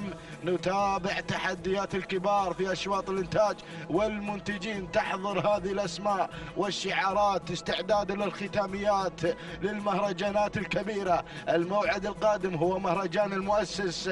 نتابع مشاهدي الأعزاء شعار بن نايفة يتواجد في هذا الشوط مع مزنة بشعار بن نايفة عبد الهادي بن عبد الله بن محمد بن نايفة الهاجري على أول المراكز، بينما المركز الثاني شعار عبد الهادي بن حمد بن علي بن حفار المري مع الشهانية تحتل المركز الثاني. والمركز الثالث شقاية جابر بن خجيب بن عايض بن فرج العذبة المري يتقدم في المركز الثالث. والمركز الرابع نتابع العنود بشعار بن حباب محمد بن ناصر بن محمد الحباب الهاجري يأتي مع العنود على مستوى المركز الرابع، بينما المركز الخامس هذه الفاتنة لسالم بن علي بن تخيل المري يتقدم في المركز الخامس. هذه النتيجة مشاهدي الأعزاء للمراكز الخمسة الأولى، وهناك أسماء وشعارات لن يحن موعد تواجدها في عالم الإذاعة. نترقب دخول جديد على المراكز المتقدمة. نعود مباشرة إلى شعار بن حفار يقدم الشهانية عبد الهادي بن حمد بن علي بن حفار المري على أول المراكز، ولكن من الجانب الآخر نتابع القادمة. يا سلام يا مزنة عبد الهادي بن عبد الله بن محمد بن نايفة الهاجري أحد الشعارات الخطيرة في هذا العالم الساحري يقدم مزنة في المركز الثاني، بينما المركز الثالث يتواجد شعار جابر بن خجيب بن عايض بن فرج العذبة المري من خلال شقاية في ثالث المراكز. والمركز الرابع نتابع العنود تأتي في المركز الرابع للسيد محمد بن ناصر بن محمد الحباب الهاجري على مستوى المركز الرابع، بينما المركز الخامس نتابع الجزيرة سالم بن حمد بن سعيد الجربوع المري يتقدم في المركز الخامس مع الجزيرة. هذه المراكز الخمس الأولى قطعنا 3 كيلومترات ويتبقى 5 كيلومترات عن الناموس في هذه المسافة الكبيرة، مسافة 8 كيلومترات. ومزنا مع البداية الله يا بن نايفة عبد الهادي بن عبد الله بن محمد بن نايفة الهاجري يقدم مزنة في المركز الأول، تتربع على عرش الصدارة، تنطلق مزنة بناموس هذا الشوط. بينما المركز الثاني الشهانية للسيد عبد الهادي بن علي بن حفار المري يتقدم في المركز الثاني، بينما المركز الثالث نتابع شعار بن مهيرة يصل في هذه اللحظات من خلال تقدم الجزيرة في المركز الثالث. سالم بن حمد بن سعيد بن مهيرة المري يتقدم في المركز الثالث، بينما المركز الخامس أو الرابع نعم هذه مشاهدينا الكرام العنود محمد بن ناصر بن محمد الحباب الهاجري، والمركز الخامس شقاية لجابر بن خجيب بن عايض بن فرج العذبة المري. هذه النتيجة، ولكن الفائزة بدأت تتدخل وتنطلق في المركز الخامس لراشد بن ناصر بن راشد بن جبر النعيمي على خامس المراكز. ولكن نعود مباشرة إلى مزنة مشاهدي الأعزاء، مزنة مشاهدي الأعزاء على البداية. الله يا مزنة على المقدمة للسيد عبد الهادي بن عبد الله بن محمد بن نايفة الهاجري يحضر مع مزنة في شوط الإنتاج والمنتجين. هذه مزنة مشاهدي الأعزاء تنطلق في البداية، ولكن شعار بن مهيرة مع الجزيرة سالم بن حمد بن سعيد الجربوع المري في ثاني المراكز، بينما المركز الثالث الفائزة لراشد بن ناصر بن راشد بن جبر النعيمي يحتل المركز الثالث.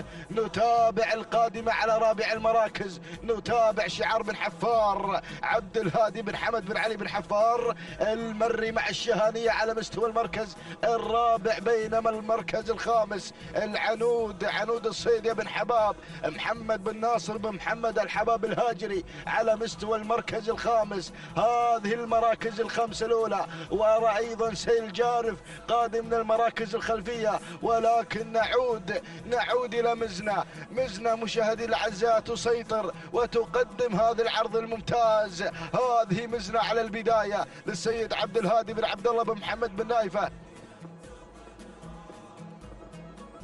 الهاجري على أول المراكز، بينما المركز الثاني تتقدم الجزيرة سالم بن حمد بن سعيد الجربوع المري في المركز الثاني. والمركز الثالث الفائزة بشعار راشد بن ناصر بن راشد بن جبر النعيمي يأتي مع الفائزة في ثلاث المراكز. ننتقل مباشرة إلى المركز الرابع لنتابع تحديات الشهانية للسيد عبد الهادي بن حمد بن علي بن حفار المري، ولكن نتابع القدوم في هذه اللحظات من الأسماء والشعارات التي تشكل الخطر في هذا الشوط الجذابة. تصل في هذه اللحظة لعبد الله بن سعيد بن عبد الله السند الهاجري، ولكن أيضا دخول مميز من قبل أشكال بشعار بن مقارح راشد بن بخيت بن علي بن مقارح المري على المركز الخامس. هذه المراكز الخمسة الأولى 3 كيلومترات يا بن نايفة عن الفوز والناموس.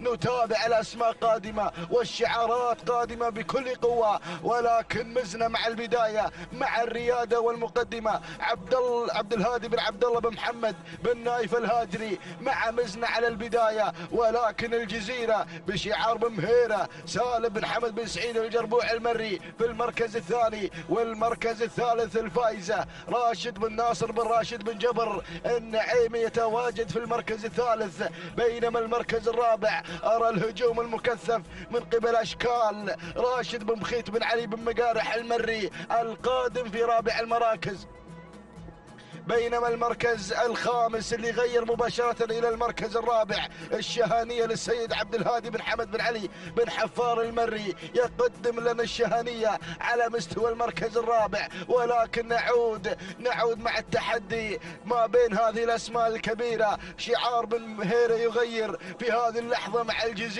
الجزيرة مشاهدي الأعزاء تتصدر الأسماء وتتواجد في البداية للسيد سالم بن حمد بن سعيد الجربوع المري على المقدمة والمركز الأول، بينما المركز الثاني هنا مزنة مشاهدي الأعزاء تحمل شعار بن نايفة عبد الهادي بن عبد الله بن محمد بن نايفة الهاجري على ثاني المراكز، بينما المركز الثالث نتابع الفائزة راشد بن ناصر بن راشد بن جبر النعيمي على المركز الثالث، بينما المركز الرابع أتابع التقدم من قبل أشكال راشد بن بخيت بن علي بن مقارح المري القادم بكل قوة مع أشكال في المركز الرابع وشعار بن حفار في المركز الخامس عبد الهادي بن حمد بن علي بن حفار المري. ولكن الله أتابع شعار بن سالمين يأتي مع غرام محمد بن حمد بن جار الله بن سالمين المري، وكذلك أسماء مميزة. ولكن نعود مباشرة إلى البداية البداية لنتابع المقدمة. هذه الجزيرة على البداية، الجزيرة مشاهدي الأعزاء تأتي على الصدارة وتنطلق وتندفع إلى نحو الناموس. الله يا بن مهيرة، سالم بن حمد بن سعيد الجربوع المري وفي رصيدها شلفة في العام الماضي. هذه الجزيرة مشاهدي الكرام تنطلق في هذه اللحظات. الله يا الجزيرة مع البداية، ولكن القادمة الفائزة راشد بن ناصر بن راشد بن جبر النعيمي. بدأت الأسماء بالتحرك والانطلاق في الأمتار الأخيرة في اللحظات الحاسمة في هذه المسافة المميزة، مسافة الكبار وحضور الأسماء الكبيرة في هذا الشوط، أشواط الإنتاج والمنتجين. الجزيرة مع البداية سالم بن حمد بن سعيد الجربوع المري، ولكن الفائزة راشد بن ناصر بن راشد بن جبر النعيمي يحتل المركز الثاني، بينما المركز الثالث أتابع القادمة مزنة بشعار بن نايفة عبد الهادي بن عبد الله بن محمد بن نايفة الهاجري على مستوى المركز الثالث. المركز الرابع تتحرك أشكال وتنطلق بشعار بن مقارح راشد بن بخيت بن علي بن مقارح المري على مستوى المركز الرابع، بينما المركز الخامس غرام محمد بن حمد بن جار الله بن سالمين المري. ولكن الحزام الأخضر المنصة الرئيسية نتابع الجزيرة. الله يا بن مهيرة يقدم الجزيرة، ولكن تعزيز بن مقارح مع أشكال في المركز الثاني، راشد بن بخيت بن علي بن مقارح المري. ولكن الجزيرة بشعار بن مهيرة سالم بن حمد بن سعيد الجربوع المري. وهنا أيضا مزنة مع بن نايفة في المركز الثالث، مزنة مشاهدي الأعزاء لعبد الهادي بن عبد الله بن محمد بن نايفة الهاجري. ولكن الفائزة، الله يا هذا الدخول السريع، يا هذا الانطلاق المميز. الفائزة مشاهدي الأعزاء نتابع شعار راشد بن ناصر بن راشد بن جبر النعيمي وشعار بن نايفة. معركة خطيرة في الأمتار الأخيرة، وينضم مرة أخرى شعار بن مهيرة في المركز الثالث، المثلث الذهبي خط النهاية، الحزام الأخضر. هنا مشاهدي الأعزاء نتابع مزنة. سلام يا بن نايفة، سلام على هذا الحضور المميز مع مزنة عبد الهادي بن عبد الله بن محمد بن نايفة الهاجري. تهانينا والناموس على فوز مزنة في أشواط الإنتاج والمنتجين. هذه مزنة، تهانينا وألف مبروك. المركز الثاني الفائزة لراشد بن ناصر بن راشد بن جبر النعيمي. المركز الثالث الجزيرة لسالم بن حمد بن سعيد الجربوع المري، بينما المركز الرابع كان الوصول من قبل شقاية جابر بن خجيب بن عاد بن فرج العذبة المري. المركز الخامس جاءت فيها اشكال لراشد بن بخيت بن علي بن مقارح المري. اذا مشاهدي الاعزاء شوط مثير، حملة التحدي والاثاره في الامتار الاخيره. تابعنا اسماء مميزه حضرت في هذا الشوط. تهانينا وناموس لمالك مزنه عبد الهادي بن عبد الله بن محمد بن نايف الهاجري. هذه مزنه والتوقيت الزمني 13 دقيقه 7 ثواني 33 جزء من الثانيه. تهانينا والف مبروك. بينما المركز الثاني الفائزه بشعار راشد بن ناصر بن راشد بن جبر النعيمي 13 دقيقه 7 ثواني 57 جزء من الثانيه. تهانينا وناموس. بينما المركز الثالث حلت فيه مشاهدينا الكرام الجزيره، قدمت اداء وعرض يشكر عليه سالم بن حمد بن سعيد الجربوع المري.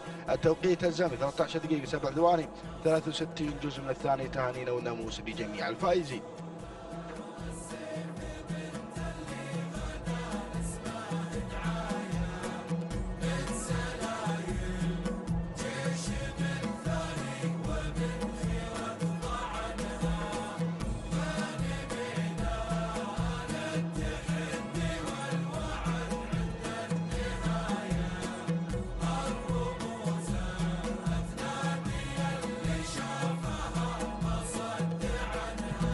بسم الله الرحمن الرحيم، بسم الله نبدأ وعلى بركة الله نستعين. مشاهدينا الكرام متابعينا في كل مكان، نحييكم بأجمل تحية، تحية الإسلام، فسلام من الله عليكم ورحمته تعالى وبركاته. نحييكم في صباح هذا اليوم الخميس 14 من نوفمبر من عام 2019 للميلاد. متابعين مع حضراتكم ومستهدفين منافسات سباقنا المحلي الخامس في تحديات الكبار. وفي صباح هذا اليوم نتابع انطلاقة مميزة مع سن الثنايا والسن الحيلي والزمول، واشواط ايضا للسودانيات على ارضيه ميدان التحدي ميدان الشحانيه لسباقات الهجن العربيه الاصيله. ينطلق على بركه الله وتوفيق رابع اشواطنا بتحديات سن الحيلي والزمول مع اشواط الانتاجي والمنتجين. نتابع هذا الشوط الذي يحمل لنا تحديات الزمول،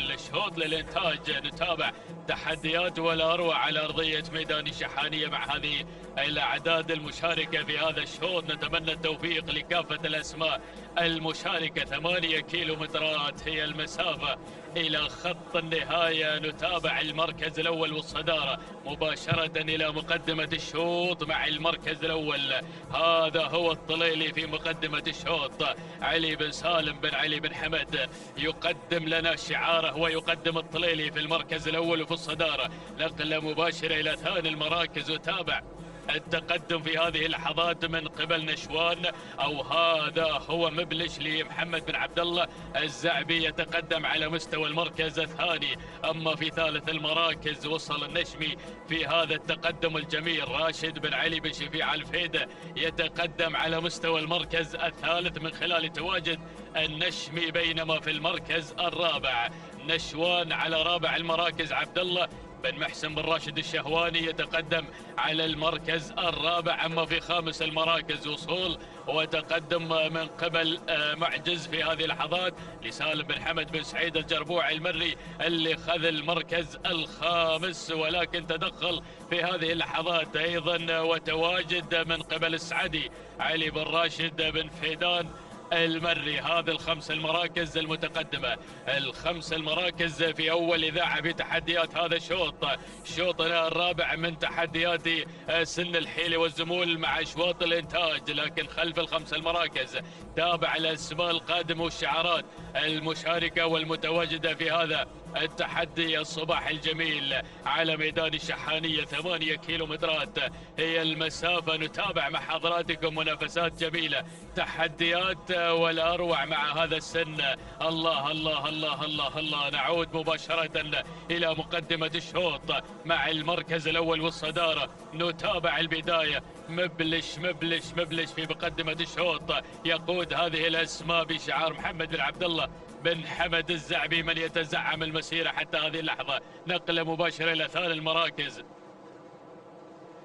على المركز الثاني يتابع التواجد من قبل السعدي على مستوى المركز الثاني في تحديات هذا الشوط، وعلي بن راشد بن علي بن فهيدان المري من يقدم شعاره بتواجد السعدي مشاركا في هذا الشوط وفي تحديات هذا الشوط. بينما على المركز الثالث نشوان في تحدياته وشعاره الجميل عبد الله بن محسن بن راشد الشهواني متواجد هناك مع نشوان على المركز الثالث وفي رابع المراكز.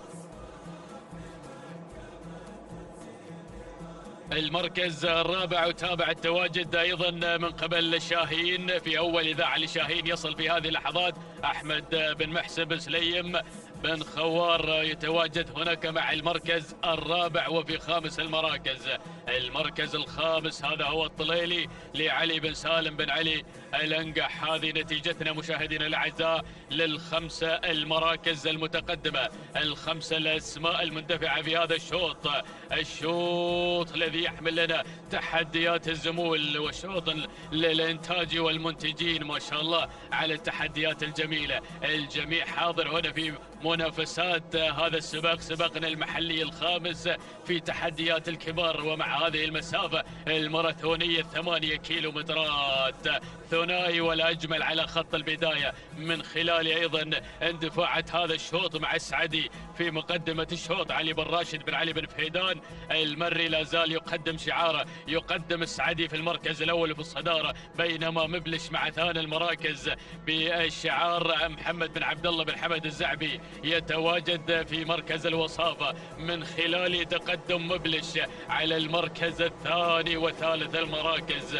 المركز الثالث هناك التواجد الجميل من معجز مع ثالث المراكز لسالم بن حمد بن سعيد الجربوع المري يتقدم على مستوى المركز الثالث. أما في رابع المراكز، المركز الرابع هذا هو نشوان يتواجد بشعاره على رابع المراكز عبد الله بن محسن بن راشد الشهواني. يلا يا الشهواني بالتواجد الجميل مع نشوان على المركز الرابع وفي خامس المراكز. وتابع النشمي قادم في هذه اللحظات بشعار راشد بن علي بن سعيد بن شفيع آل فهيد منطلقا على مستوى المركز الخامس. لكن الاسماء خلف دائرة ندى بمقرب ايضا مجموعة كبيرة تتواجد هناك خلف دائرة ندى، اسماء قادمة بتحدياتها الجميلة نتابعها من خلال ايضا قناة الريان ومع الكادر السفلي بمتابعة مخرجنا محمد بن خزينة. يتابع هذه الأسماء، يتابع هذه الشعارات القادمة المندفعة في هذا الشوط بتحديات 8 كيلومترات. نعود مباشرة إلى مقدمة الشوط، إلى المركز الأول، إلى الصدارة والبداية الأولى. يا سلام على المنافسة الجميلة ما بين مبلش وسعدي في مقدمة الشوط، لكن شعار الزعبي يتواجد مع مبلش، بدأ ينطلق في تحدياته الجميلة. محمد بن عبد الله بن حمد الزعبي ينطلق في تحدياته مع مبلش في المركز الأول وفي صدارة هذا الشوط، بينما السعدي يتابع التحديات هناك مع ثاني المراكز علي بن راشد بن علي بن فهيدان المري ينطلق على مستوى المركز الثاني في تقدمه الجميل من خلال تواجد السعدي على المركز الثاني وفي ثالث المراكز. المركز الثالث معجز يتواجد بشعاره وبدأ يقترب في هذه اللحظات من مركز الصدارة. سالم بن حمد بن سعيد الجربوع المري يتقدم مع معجز على المركز الثالث وفي رابع المراكز. المركز الرابع وصل اسم جديد في هذه اللحظات، بدأ يتدخل في هذه اللحظة عز، يصل في هذه اللحظات بشعار حمد بن عبد الله بن راشد بن عبد الله بن قرح، يتقدم في أول إذاعة قادم من الصفوف الخلفية، يطمع بنقطة وناموس هذا الشوط. المركز الخامس، خامس المراكز وصل برزان هو الآخر في أول إذاعة، بدأ يتقدم على مستوى المركز الخامس.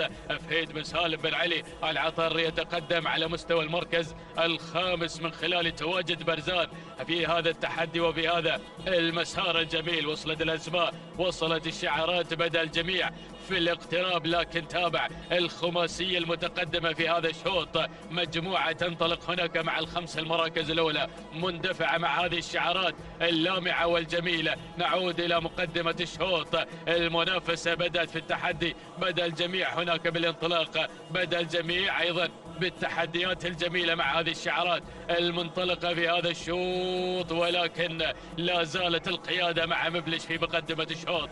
لا زال مبلش الزعبي من يقود هذه الأسماء، محمد بن عبد الله بن حمد الزعبي. يلا يا الزعبي مع مبلش، الجماهير يتابعون مبلش على أرضية الميدان وعبر قناة الريان. المركز الثاني، لكن التحدي من عزة يصل في هذه اللحظات، بدأ يغير هو الآخر، يطمع في تحديات ومنافسات هذا الشوط. حمد بن عبد الله بن راشد بن عبد الله بن قرح يقتحم إلى الصدارة مباشرة مع عز، وفي المركز الثالث يتدخل برزان. وصل كم برزان في تحدياته، فهيد بن سالم بن علي بن العطر من يتقدم على مستوى المركز الثالث ورابع المراكز.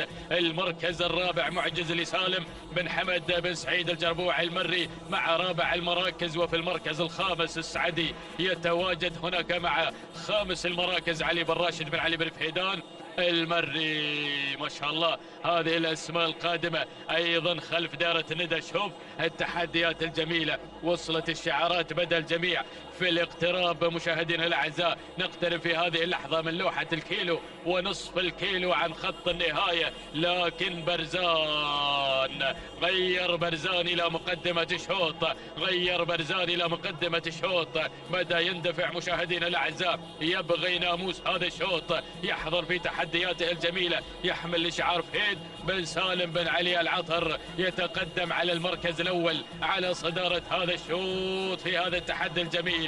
لكن الخطر من الأسماء القادمة، عزي بدأ يتحرك في هذه اللحظات. حمد بن عبد الله بن راشد بن عبد الله بن قرح على مستوى المركز الثاني وفي ثالث المراكز. من الجانب الآخر السعدي بدأ أيضا هو الآخر يسير من الزاوية اليمنى، علي بن راشد بن علي بن فهيدان المري، وفي رابع المراكز تواجد من معجز لسالم بن حمد بن سعيد الجربوع المري، وفي المركز الخامس مبلش الزعبي يتواجد على خامس المراكز، ولكن هناك التدخل من مثل يصل في هذه اللحظة لسالم بن علي بن سعيد آل بريس المري. الكيلومتر الأخير، الكيلومتر الأخير يا مضمرين. بدأنا نسير في هذه التحديات الجميلة، في المنافسات الرائعة مع اللحظات الأخيرة. الله الله الله الله يا برزان، برزان برزان برزان برزان في مقدمة الشوط. شعار العطر يتواجد على البداية، يتقدم مع برزان، برزان برزان النواميس، برزان الانتصار. حتى هذه اللحظات مع المساحة الخضراء موقعنا في هذه اللحظة. فهيد بن سالم بن علي العطر على المركز الأول، ولكن تابع السعدي، السعدي مع ثاني المراكز. إلا أن عز يصل في هذه اللحظات. الله يا سلام، وصل كم مثل في هذه اللحظة. هو الآخر بدأ ينضم إلى تحديات البداية. سالم بن علي بن سعيد البريص المري، والطاير الطاير في أول إذاعة. وصل طاير بن سالمين، وصل صاحب الإنجازات على المركز الرابع. وفي خامس المراكز ينضم معنا سنجار لحمد بن عبد الله بن سعيد بن شعيل، ولكن السعدي وادعهم. السعدي على مقدمة الشوط أعلن المغادرة إلى خط النهاية. سلام سلام سلام سلام يا سعدي، سلام لعلي بن راشد بن علي بن فهيدان المري. يسعد الله صباحك على هذا الفوز، على هذا الانتصار. تهانينا يصل إلى خط النهاية أمام المقصورة الرئيسية. هذا هو السعدي يعلن فوزه وانتصاره. تهانينا. والناموس المركز الثاني وصل عز لحمد بن عبد الله بن راشد بن عبد الله بن قرح المركز الثالث. كان الوصول من مثل لسالم بن علي بن سعيد البريص المري المركز الرابع. المركز الرابع سنجار لحمد بن عبد الله بن سعيد بن سعد بن شعيل المركز الخامس.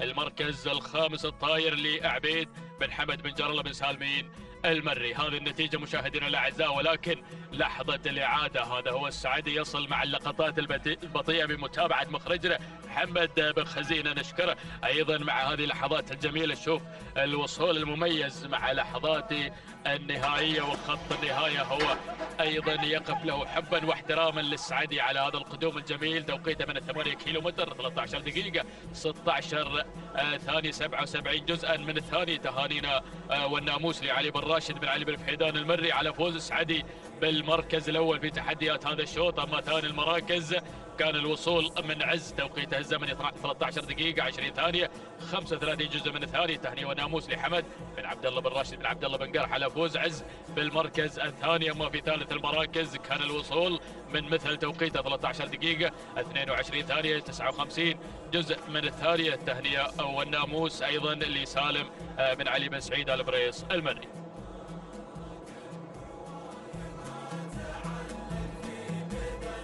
بسم الله الرحمن الرحيم. أيها الحفل الكريم، مشاهدينا متابعينا الكرام، أسعد الله مساكم أسعد الله صباحكم وجميع أوقاتكم بكل خير ومحبة وسلام من هنا من أرضية ميدان التحدي لسباقات الهجن العربية الأصيلة.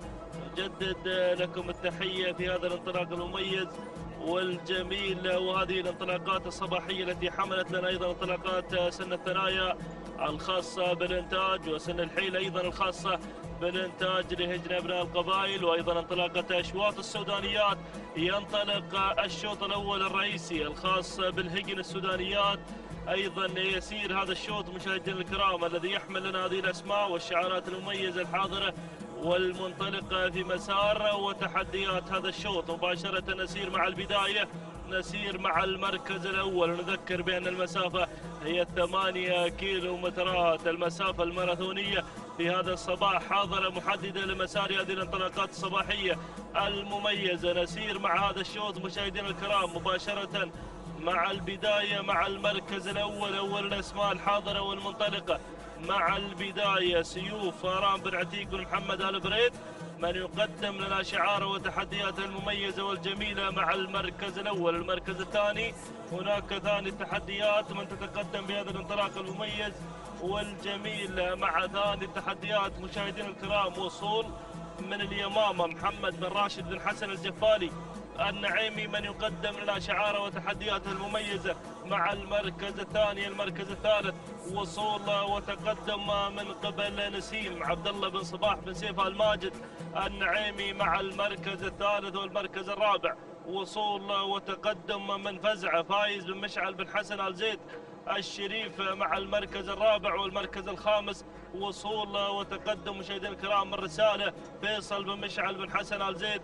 الشريف من تتقدم مع المركز الخامس في هذا الانطلاق. هكذا هي الأسماء المتقدمة في هذا المسار المميز والجميل. ولكن نعود مع البداية، نعود مع المركز الأول وصدارة هذا الشوط. سيوف مع البداية، فاران بن عتيق بن محمد آل بريد المري أيضا من يقدم لنا شعاره وتحدياته المميزة والجميلة من خلال تواجد سيوف هناك مع البداية مع المركز الأول وصدارة هذا الشوط، التي أيضا فارقت ما بينه وبين بقية المراكز هناك مع الصدارة مع المركز الأول والمركز الثاني. وتابع التقدم مع ثاني التحديات مشاهدينا الكرام في هذه اللحظات. وصول من اليمامة محمد بن راشد بن حسن الجفالي النعيمي أيضا من يقدم لنا شعاره النعيمي مع المركز الثاني. بينما المركز الثالث وصول من نسيم عبد الله بن صباح بن سيف آل ماجد النعيمي التي غيرت وانتقلت بدورها نحو المركز الثاني في هذا المسار. المركز الرابع وصول من ظن سعيد بن سيف بن دايل الجفالي النعيمي. والمركز الخامس وصول وتقدم من فزعه فايز بن مشعل بن حسن آل زيد الشريف من يتقدم مع المركز الخامس. هكذا هي الأسماء المتقدمة في هذا الانطلاق المميز والجميل، الأسماء الحاضرة في هذا الانطلاق الرائع والجميل، الحاضرة بتحدياتها المميزة والجميلة من خلال هذا التواجد الجميل من هذه الشعارات الحاضرة والمنطلقة في هذا الانطلاق المميز. إذا مشاهدينا الكرام شوط رئيسي خاص بالهجن السودانيات، حاضرة أيضا هذه الشعارات مقدمة أيضا الأسماء التي حضرت في هذا الانطلاق الرائع والجميل. ولكن نعود مع البداية، نعود مع سيوف بتحدياتها المميزة والجميلة. حاضر شعار فاران بن عتيق بن محمد آل بريد مقدما لنا شعاره وتحدياته الجميلة من خلال تواجد سيوف هناك مع المركز الأول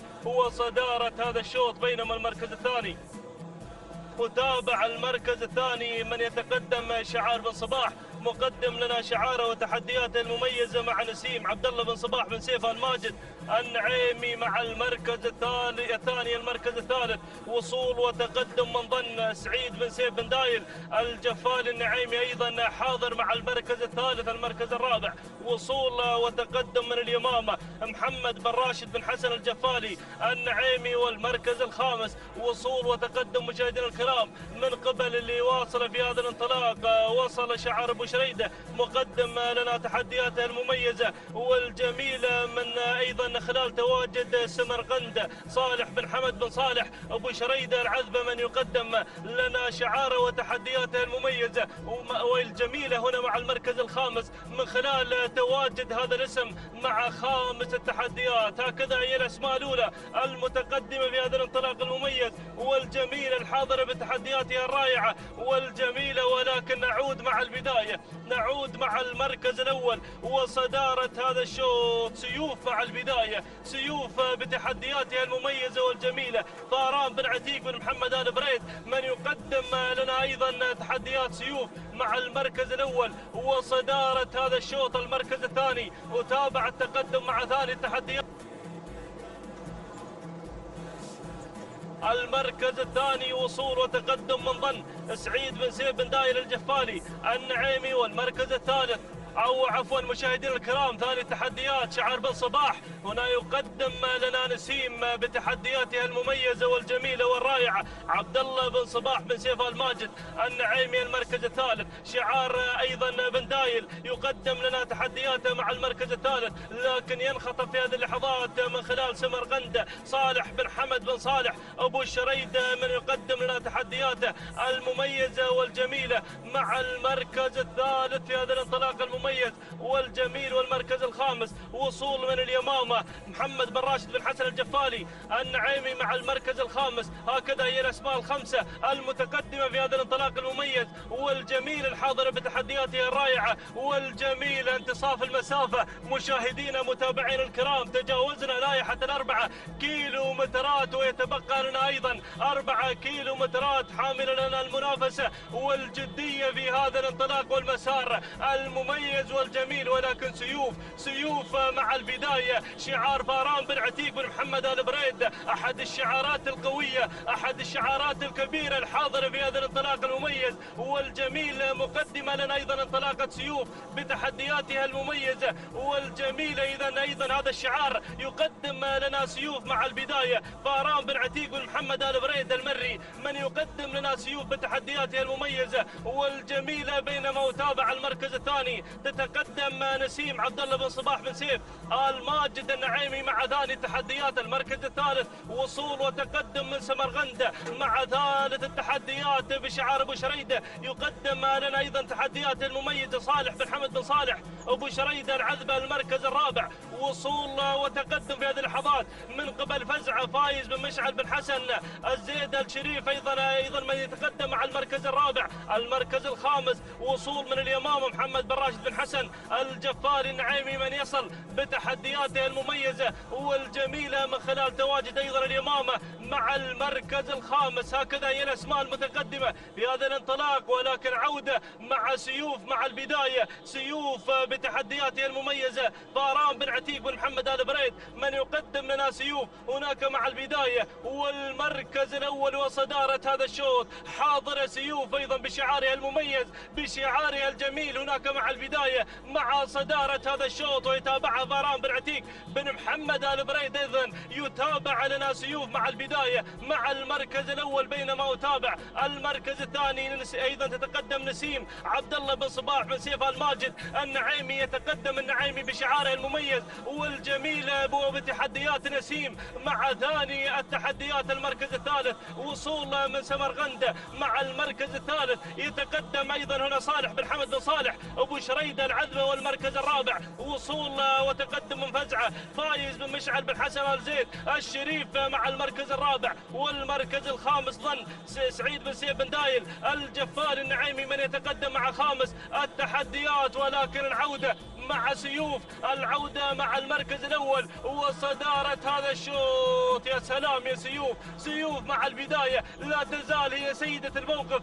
في هذا الانطلاق المميز والجميل، حاضرة بتحدياتها الرائعة والجميلة. سيوف مع المركز الأول مع صدارة هذا الشوط. إذا مشاهدينا الكرام سيوف من تتقدم الجموع في هذا الانطلاق المميز، حاضرة بتحدياتها الرائعة والجميلة. كيلوين متر ما تفصلنا عن نهاية هذا الشوط. المركز الثاني تتقدم نسيم عبد الله بن صباح بن سيف آل ماجد النعيمي مع ثاني التحديات، ايضا احد الاسماء الخطيره في هذا الشوط. وايضا المركز الثالث يتقدم ايضا تتقدم سمرغند بشعار صالح بن حمد بن صالح ابو شريده العذبه مع المركز الثالث. والمركز الرابع وصول من فزعه فايز بن مشعل بن حسن آل زيد الشريف. والمركز الخامس وصول وتقدم من ظن سعيد بن سيف بن دايل الجفالي النعيمي. ولكن الله سيوف مع البداية، سيوف مع المركز الأول، سيوف مع صدارة هذا الشوط. فاران بن عتيق بن محمد آل بريد من يقدم لنا سيوف بتحدياتها الرائعة والجميلة مع المركز الأول مع صدارة هذا الشوط. لكن نسيم مع المركز الثاني عبد الله بن صباح بن سيف آل ماجد النعيمي من يقدم لنا تحدياته المميزة والجميلة. بينما تتحرك سمرغند مع المركز الثالث صالح بن حمد بن صالح ابو شريده العذبه. يحضر ايضا هذا الشعار الكبير، مقدمه لنا ايضا تحدياته المميزه والجميله. والمركز الرابع وصول من فزعه فايز بن مشعل بن حسن آل زيد الشريف وشعار الجفالي. يتقدم من خلال تواجد ظن سعيد بن سيف بن دايل الجفالي النعيمي. ولكن عوده مع البدايه، عوده مع اللي غيرت وانطلقت في هذا المسار. نسيم يا نسيم بن صباح يقدم لنا نسيم عبد الله بن صباح بن سيف آل ماجد النعيمي. ولكن دير بالك النعيمي ابو شريده قادم بتحدياته المميزه والجميله مع سمرغند مع ثاني تحديات. المركز الثالث تتقدم هنا فزعه فايز بن مشعل بن حسن آل زيد الشريف. المركز الرابع شعار الجفاري، وايضا يدخل شعار بن حفيظ من خلال تحدياته المميزه والجميله مع المركز الخامس. لكن عوده مع نسيم مع البدايه. ولكن الله يا أبو شريدة مع سمرغندة، سمرغندة ولكن نسيم مع البداية، ولكن سمرغندة تتحرك بهذا الانطلاق المميز. صالح بن حمد بن صالح أبو شريدة العذبة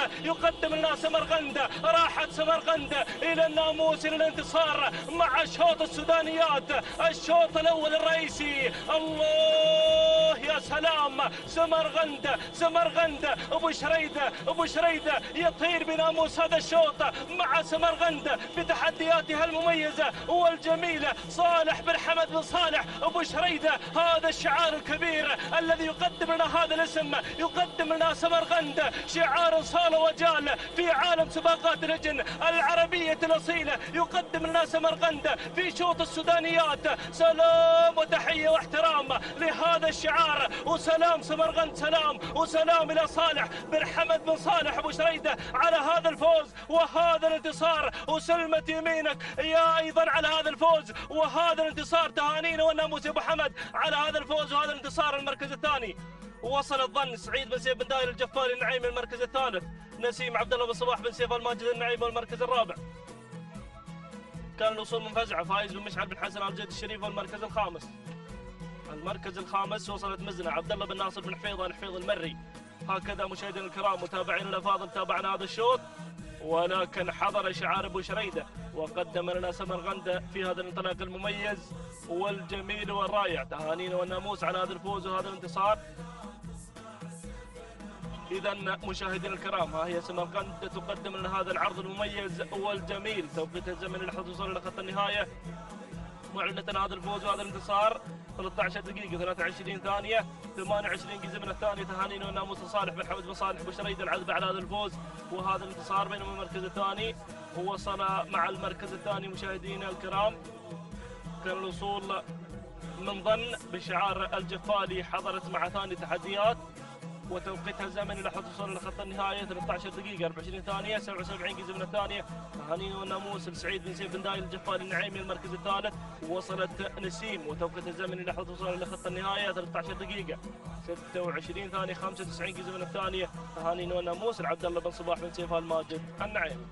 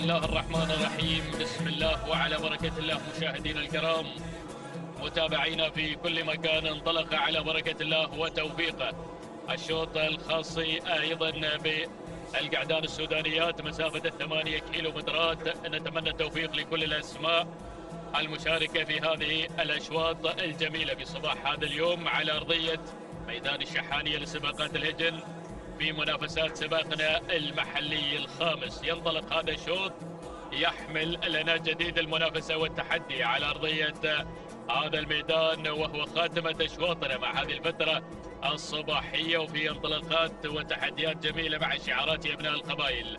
نبدأ مباشرة مع مقدمة الشوط مع العابر.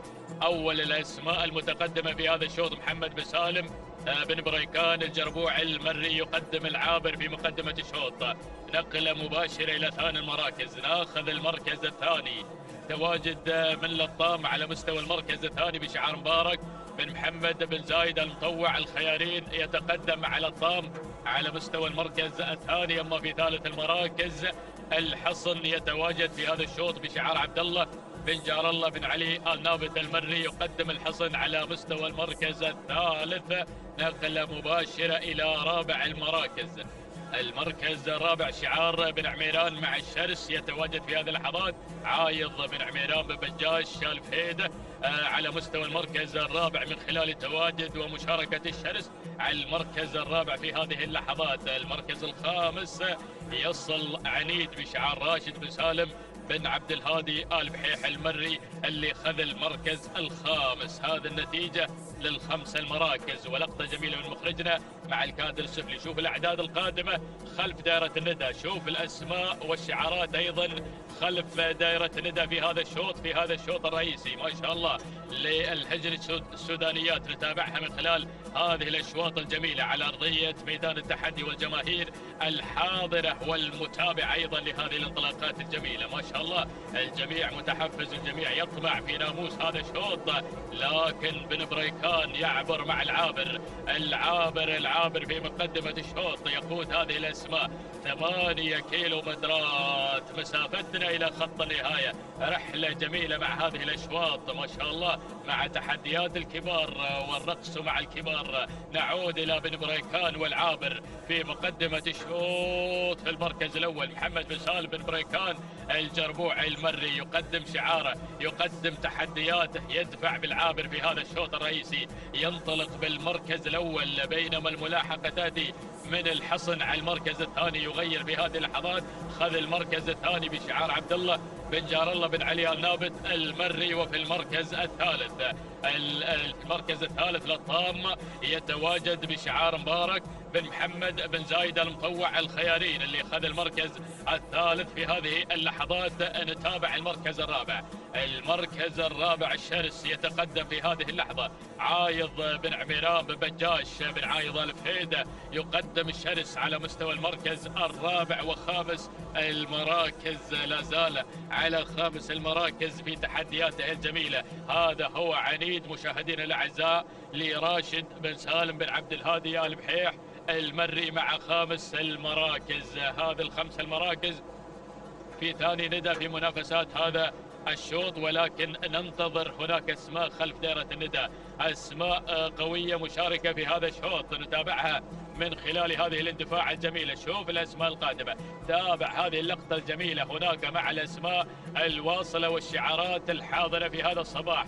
نتابعها من خلال هذا النقل الحي والمباشر من قناة الريان الفضائية المتابعة مع حضراتكم، وأيضا الراصدة لكل أحداث ومنافسات هذه الأصايل المنطلقة في عالم سباقات الهجن العربية الأصيلة. ما شاء الله على ميدان الشحانية، ميدان التحدي الذي يرحب بجميع أبناء دول مجلس التعاون الخليجي. نعود مباشرة إلى مقدمة الشوط مع رحلة 8 كيلومترات. يا العابر يا بن بريكان من تقدم العابر في مقدمة الشوط في شعاره الجميل وتحدياته الواضحة، مشعلا لنار المنافسة المنافسة في أول الأمتار وفي أول التحديات من عمر هذا الشوط. هذا هو العابر محمد بن سالم بن بريكان الجربوع المري، حافظ على هذا المركز الذي يحبه ملاك الهجن، يطمع به الجميع، مركز الصدارة، المركز الأول. هذا هو العابر مشاهدينا الأعزاء في مقدمة الشوط، بينما على المركز الثاني هناك الحصن. الله يا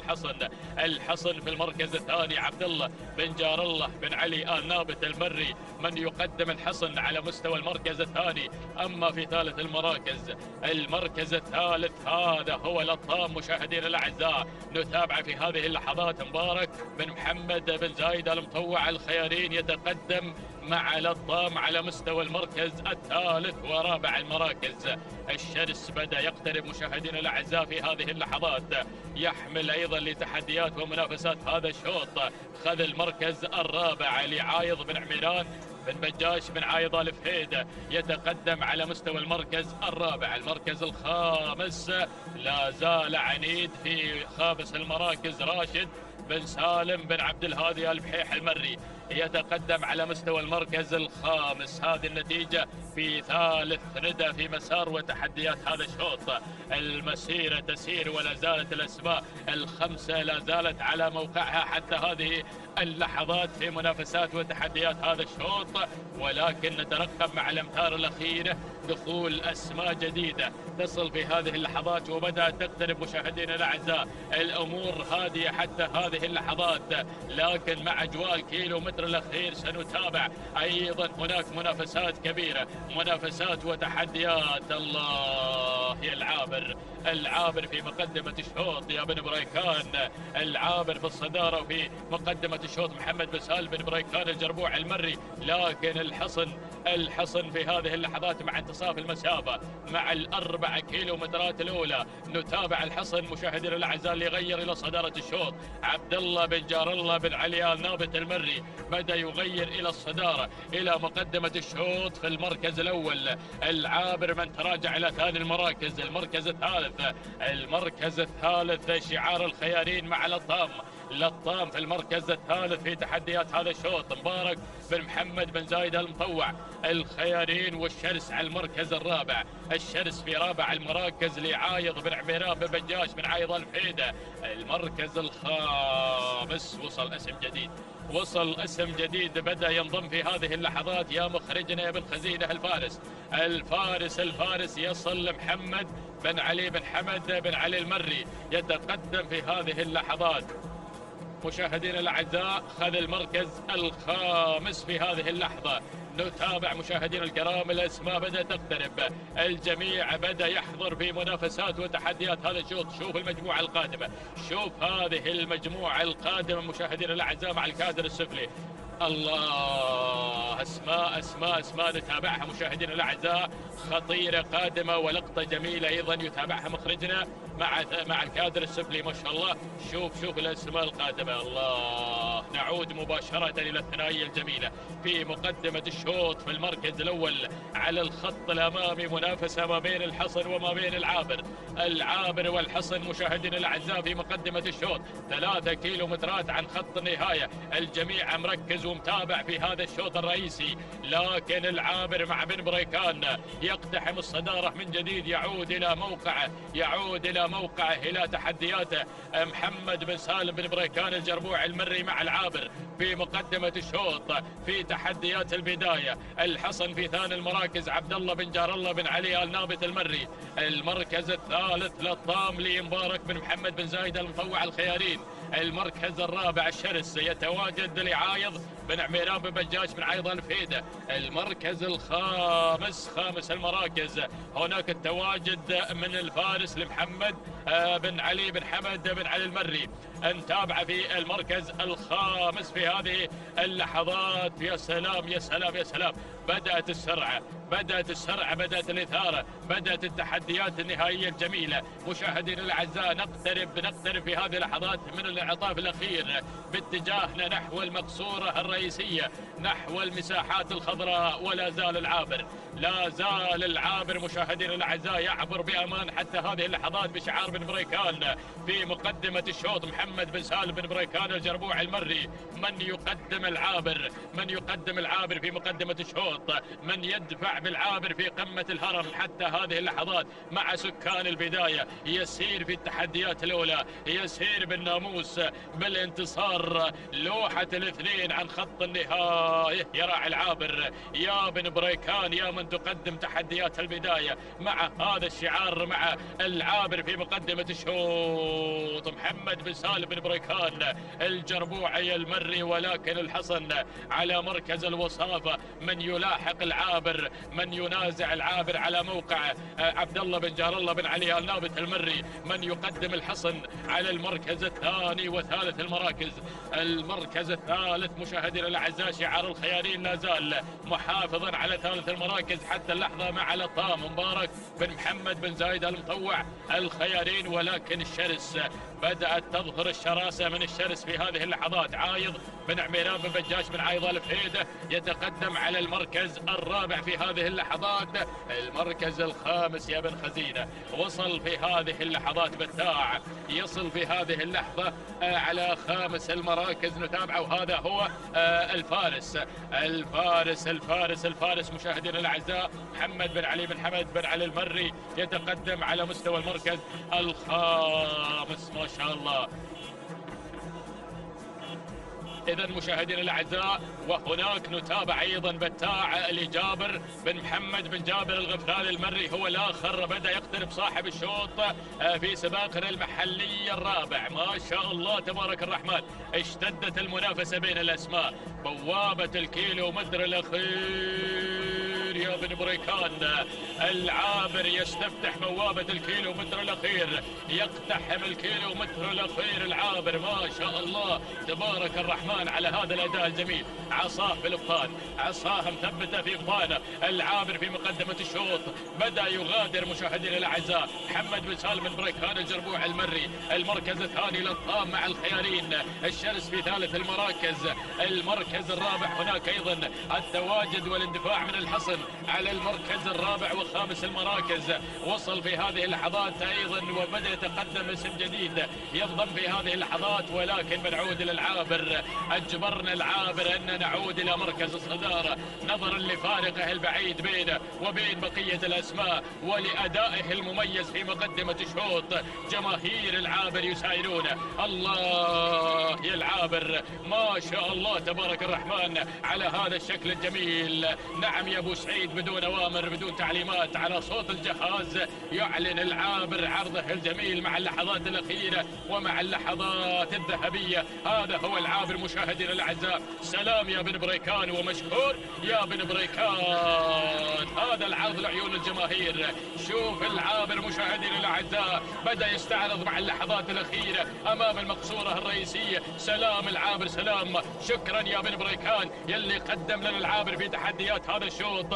تهانينا والناموس لمحمد بن سالم بن بريكان الجربوع المري على فوز العابر بالمركز الأول في هذا الشوط الرئيسي. تهانينا وأسعد الله صباحك. المركز الثاني وصل للطام لمبارك بن محمد بن زايد المطوع الخيارين. المركز الثالث من وصل الشرس لعايض بن عميران بن بجاش بن عايض الفيدة. المركز الرابع كان الوصول من الفارس لمحمد بن علي بن حمد المري. المركز الخامس وصل الحصن لعبد الله بن جار الله بن علي النابت المري. ما شاء الله. تابعنا هذا الشوط الرئيسي الأول للهجن السودانيات والعابر اللي حظى على ناموس هذا الشوط. ملخص الإعادة مع لحظات الانطلاق وعلى مدى 8 كيلومترات في منافسات وتحديات شوط الختام. ولكن العابر نجما لهذا الشوط. هذه لحظة قدومه مشاهدينا الأعزاء مع اللحظات الأخيرة مع الأمتار النهائية. العابر اللي حقق ناموس هذا الشوط بشعار بن بريكان. تهانينا له والناموس. توقيته الزمني من 8 كيلومترات قطع المسافة في 13 دقيقة 10 ثواني 44 جزءا من الثانية. تهانينا والناموس لمحمد بن سالم بن بريكان الجربوع المري على فوز العابر بالمركز الأول في تحديات هذا الشوط. المركز الثاني من وصل للطام في ثاني المراكز توقيته الزمني 13 دقيقة 14 ثانية 52 جزء من الثانية. تهانينا والناموس لمبارك بن محمد بن زايد المطوع الخيارين. المركز الثالث وصل الشرس، توقيته 13 دقيقة 14 ثانية 64 جزءا من الثانية. تهانينا لعايض بن عميران بن بجاش بن عايض الفهيدة على فوز الشرس بالمركز الثالث في تحديات هذا الشوط. إذا مشاهدينا الأعزاء متابعينا في كل مكان، نذكر السادة المشاهدين بملخص أشواطنا في هذا الصباح مع هذه اللوحة الجميلة في أشواط الثنايا. الإنتاج من خذت المركز الأول في تحديات أول الصباح السيلية بشعار محمد بن طالب بن عقيل النابت تهانينا له والناموس. أما الشوط الرئيسي الخاص بالثنايا الحاصل حضر بشعار راشد بن ناصر بن راشد الجبر النعيمي خاطفا لهذا الشوط الرئيسي الأول لسن الثنايا ولأشواط الإنتاج أيضا مع التوقيت الأجمل 12 دقيقة 50 ثانية 90 جزء من الثانية على مستوى سن الثنايا في أشواط الإنتاج. تهانينا والناموس للنعيمي.